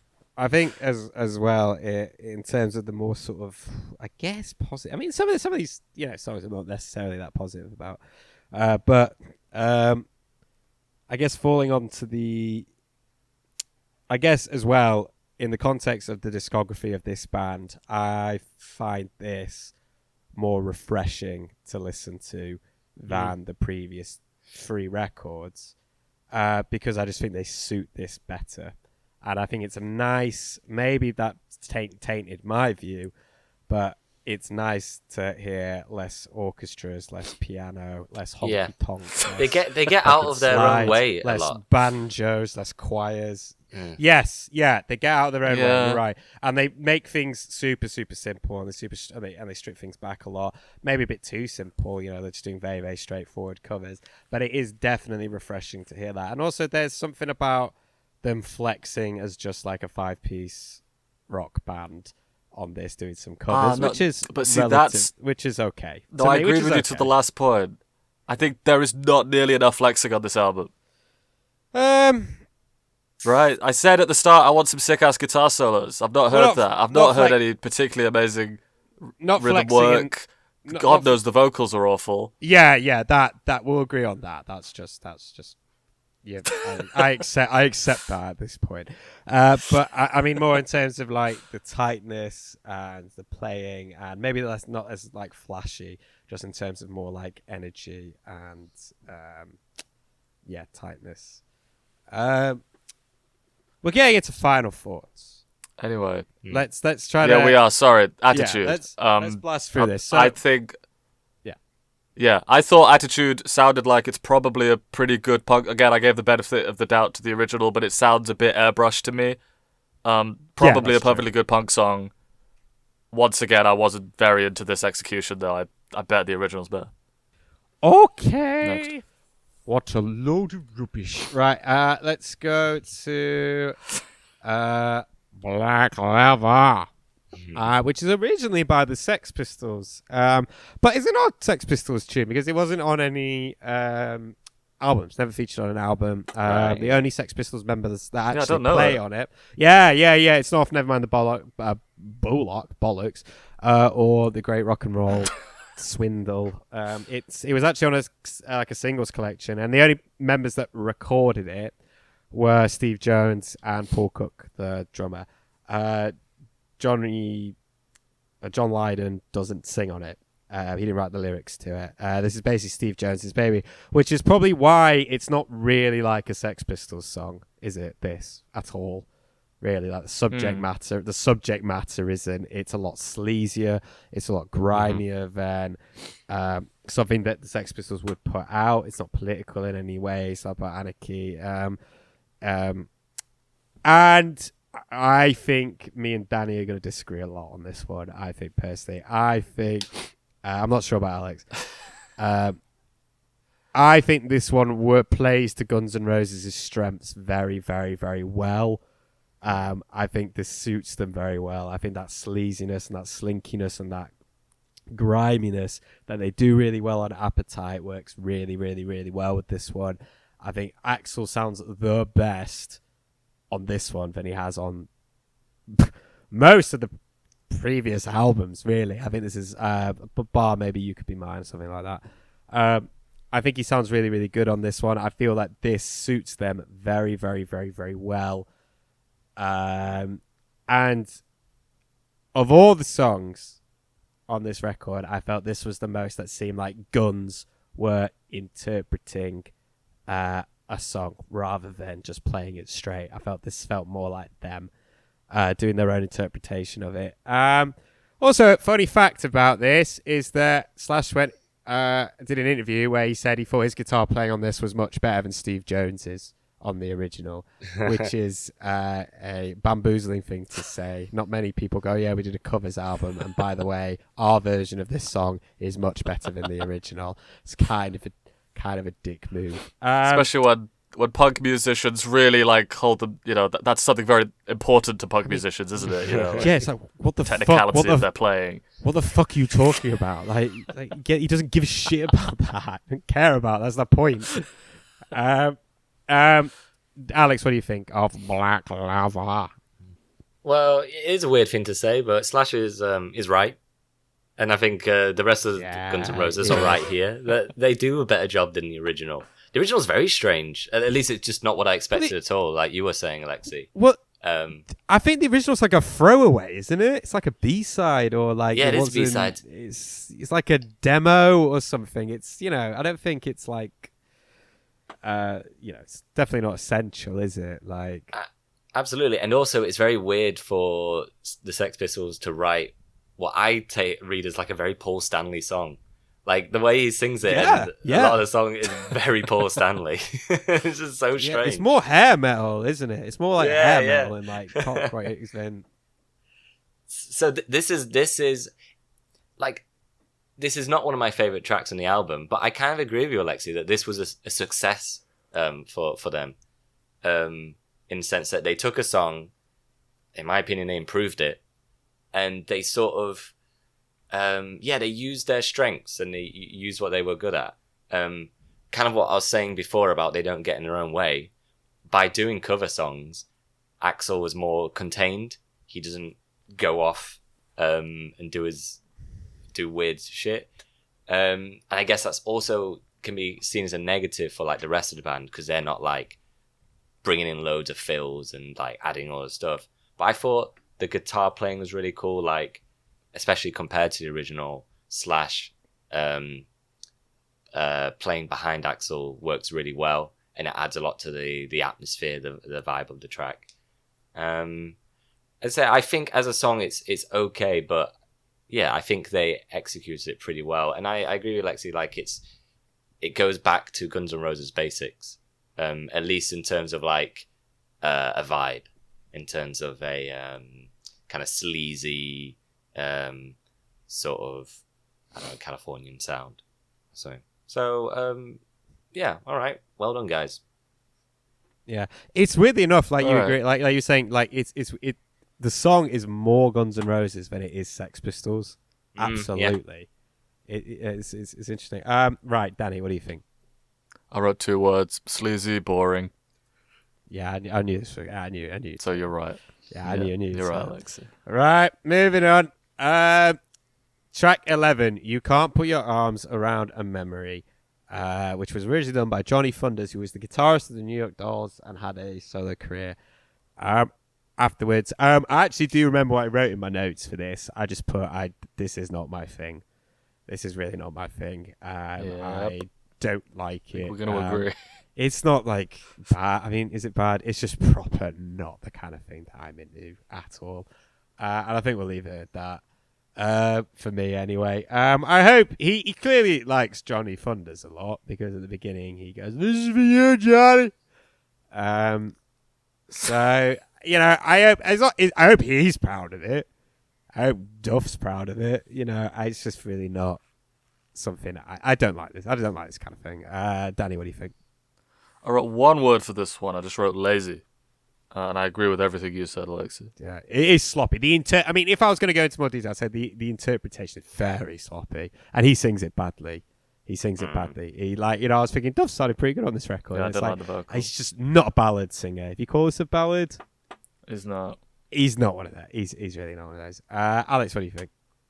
Yeah, I agree. This is a real tough sell of a song. Like, it's great that he clearly loves it so much, and I think I read somewhere that like how much this is a big thing for him. But it's just this is the opposite of the last track. It doesn't play into their strengths at all in any sense, in any sense.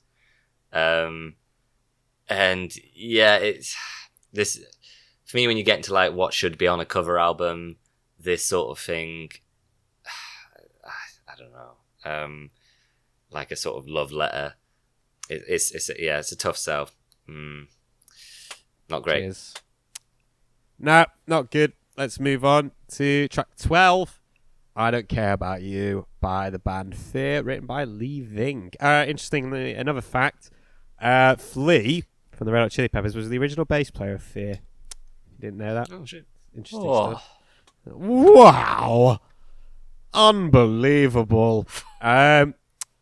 So, I mean, I'm going to struggle with this one. It's very much the same. Axl sounds like shit, but Axl sounds like shit. It's a faithful interpretation, a bit cleaner. That's kind of it. Alex, what do you think? The intro is really cool, like, and it's kind of a sound we haven't had from them before. And this is very like, this is a song they clearly love. They clearly like inspired them. Again, Axl's I think putting on a voice for this. He's putting on a voice. He is. Which I know in cover songs you're doing it to some degree. Like there's a bit of imitation. But I wish he like internalized it and like did his own version in some way, because Axl shouting "I don't care about you" fits very much in him. I'm sure he could find that within himself to find the Axl version of that. Yeah, not much to say about this one. Very, very simple, but I didn't hate listening to it. Okay, Danny, what do you think of "I Don't Care About You"? It's just so similar to so many other ones. Yeah, I thought it was one of the better ones. Yeah, it's more the same, But isn't it? similar things, as I said before. I bet the original's better. The original And is better, again, yeah. not to get too into the Only slightly, though. yeah, not to get too into the conclusion, but just to touch on what I said before. I think actually maybe I am overcomplicating it, and so much of it is just the vocals, because I'm hearing the vocals a lot, and I'm thinking maybe there's a good song in here. I know it's a covers album. All of this is pointing me towards I bet the original is better. Right? So I feel like that's not a good thing as a reviewer to say. Right? I bet the original's better, but everything is pointing me towards that. If I think compositional aspects are good, uninspired by the performance, the vocals are terrible. I know it's a cover album, right? It points towards that. Danny, sorry. I do think you should be careful about saying that, because in the originals, in most of the originals, they are much rougher and messier and all place, and like we talk about like mixing and all this stuff, like they are worse than that. And so some of them, the originals, the vocals are better purely because you can hear in their voice like the emotion and that. But for the original, this one, I think they're quite similar in terms of how they're doing it. The only problem is that you can hear Axl is like trying to put on the voice a little bit. So I think you're giving a bit too much of a benefit of doubt to the original. Though. I think Probably. because of what they're like, if it's much easier to do that when we're doing technically excellent sort of like that's not the word to use. What do I say? Like really technical songs where you can hear a singer and go, oh, this singer's not executing the sound as well. You know what I mean? When like the execution of the singing. Well, when you're talking about like punk songs, it's kind of more difficult. I think. Do you know what I'm trying to say? But you said it. He's fading it. You can. Yeah, I know what you're saying, and you're right. Actually, everything I'm saying about I'm focusing. I'll admit I'm focusing too much on the fact that they're covers. I don't think I should be doing that, but I think I've explained why. Well, But like you said, it's fake. You can hear the fakeness. Go on, Alexei. Well, I'll say, Danny, you do have a good point in terms of there is something to be said about the idea of making something your own. That does not happen on this record, bar maybe Black Leather. That's kind of right. For me. Anyway, me personally, I think Black Leather. There is something to be said for that. It was like, oh, they really made that song their own. Do you know what I mean? This is just. I mean, when you talk about the fakeness and stuff like that, it is overproduced sort of covers. But when you say this points to covers album, like I said, you can listen to that Rage Against the Machine album. I go, God, they really did make those songs their own. It doesn't feel like a covers album. I reckon if you played that to most people, they probably would just think it's a Rage record. Well, it is a Rage record, but they would just think it was an originals. Do you know what I mean? They wouldn't know it was covers. With this, you sort of get the impression pretty straight off that it was covers. You know, I'm just very excited to listen to Hair of the Dog. I think it's going to be great. I really need you to listen to that. That's very important. Are we good to move on? Sure. Yep. Well, look at your game, girl. Look at your game. So bad. Can I go first? It's just really bad. It's shit. I don't care about the controversy or anything. It's a shit song.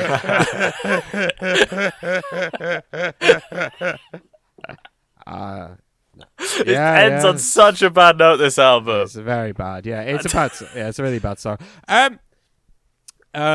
Well, what I was gonna say actually was,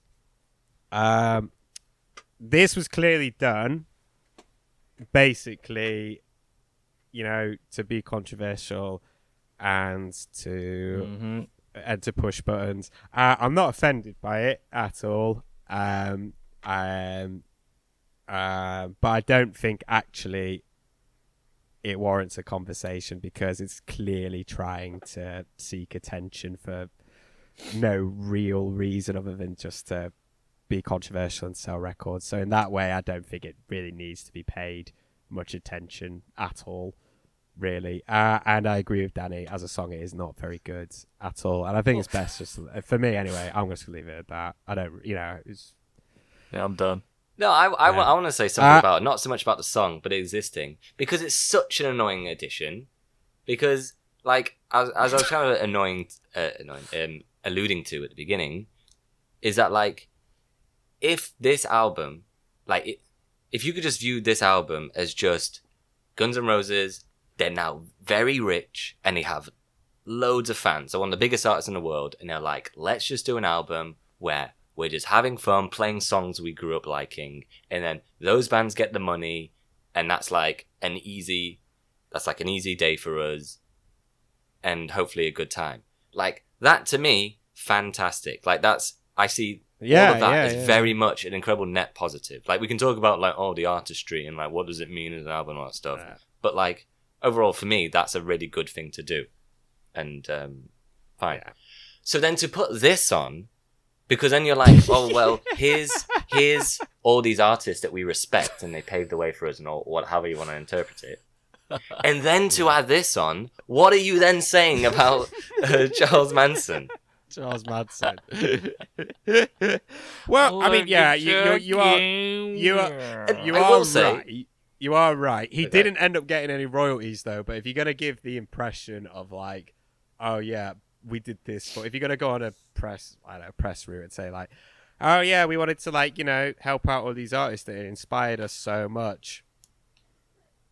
And Charles Manson, do you know what I mean? Like, it doesn't really like it doesn't read well. But you would always have to qualify. Oh, by the way, definitely not him. Just these other guys.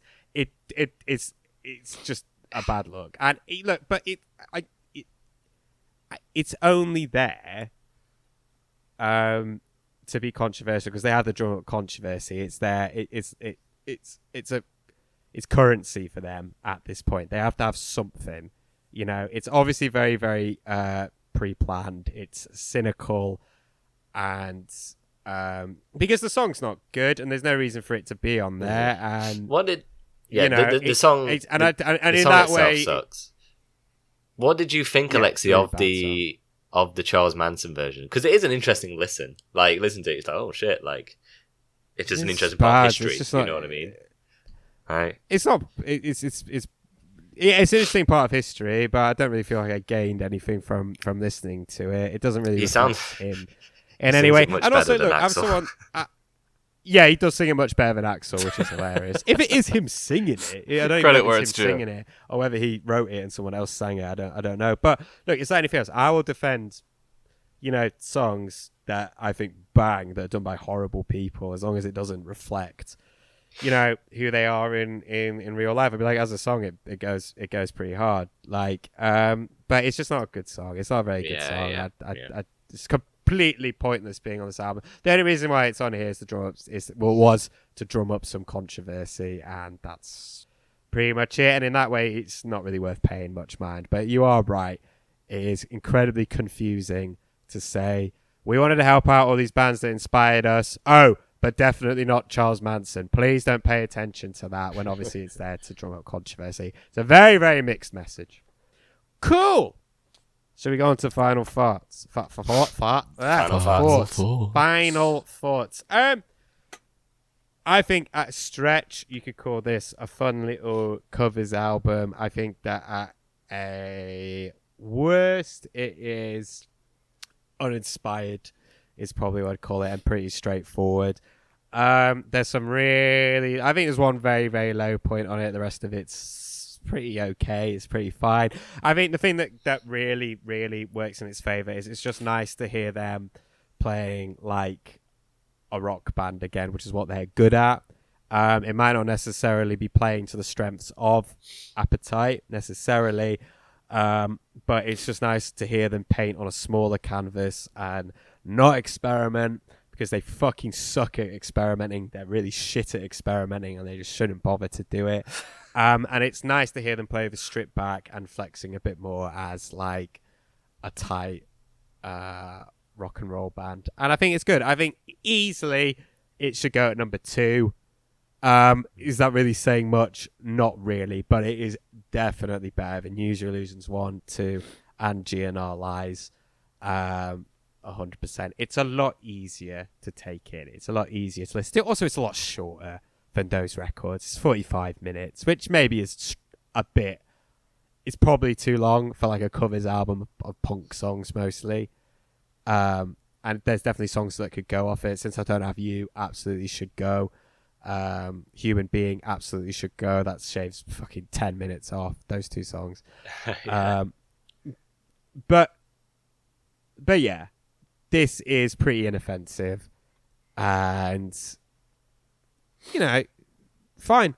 It's fine, but ultimately means absolutely nothing. There's no sense of them making the songs their own at any point. It's really, really, really straightforward. Really, most of these just should be B-sides, probably.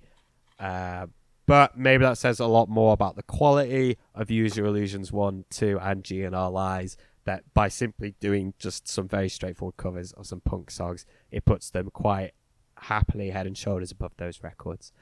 Danny, what do you think? Room Service came on shuffle after I finished, and I missed it. And that's where I'm at. I'm at that point. Oh, my God. Yeah. We did not start this to be another negative voice. We did start this to be another negative voice in the void. So, I've got nothing to say.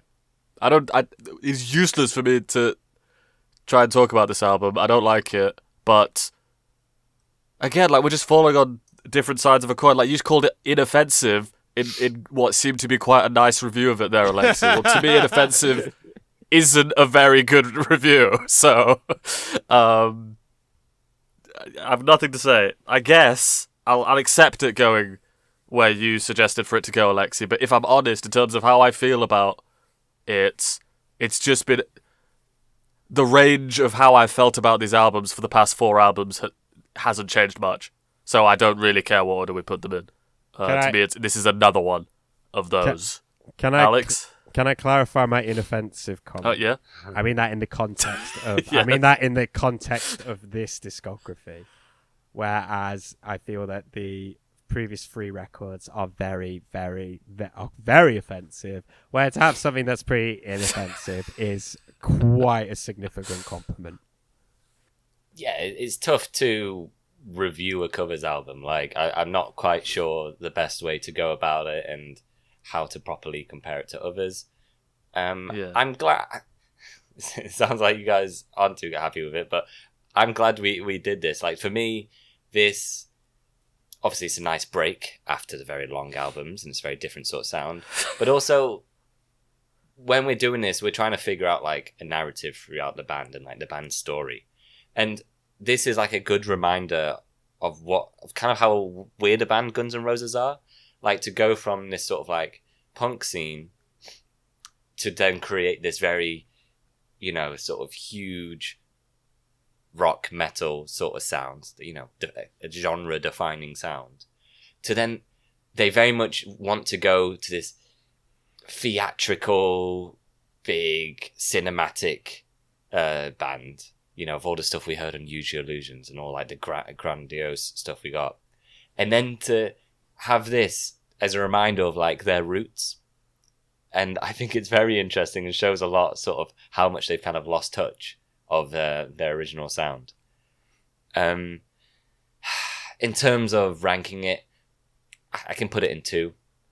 If I'm being honest with that, like, there were more highlights for me on some of the Use Your Illusion tracks. Like, there were some like parts of Use Your Illusion, like I'm talking like an individual part, or like maybe one song or like one solo or something, that like made me feel something more than this. However, when I was like today, when I was listening to this album while cooking, it was a pretty enjoyable experience. And like there were songs I liked. And the first track is albums, isn't it? Right? Yeah. So it's kind of like, which album would you rather put on? Use Your Illusions, 1 or 2, or this? Easily would be this for me. Yeah, absolutely. That's the reason why I'm putting it. Why I'm saying we should put it at 2.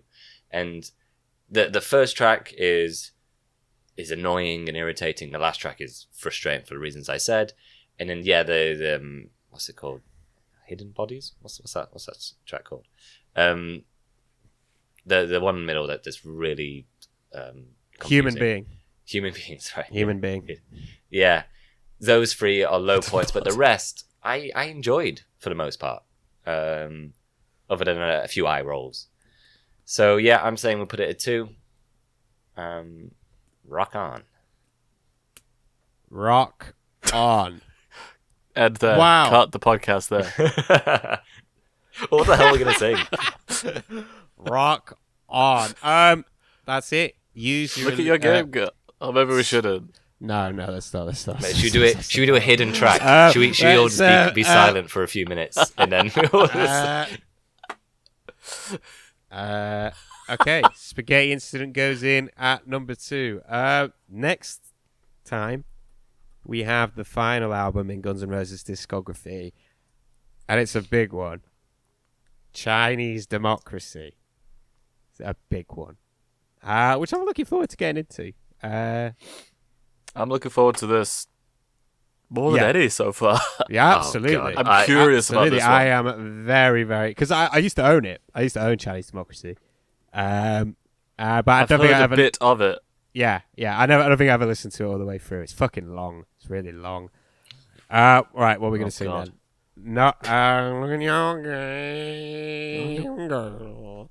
That's the catchiest one. That's the one I remember. Yeah, I don't think we should. But I don't want to sing it. We should sing this. You know what? If I wanted to give that song one positive, I'd say that Axl Rose's Gardener is a perfectly fine guitar player. So well done. Yeah, for sure. Let's leave it there. I could do Down on the Farm. I don't remember the other ones. Down on the farm! Yeah, I could do that. Yeah, I could just do that. I could just... Okay. Oh, don't. Down on the farm! Down on the farm! Alexei eats the chocolate. Down the farm. Nadia walks in. Down at the farm.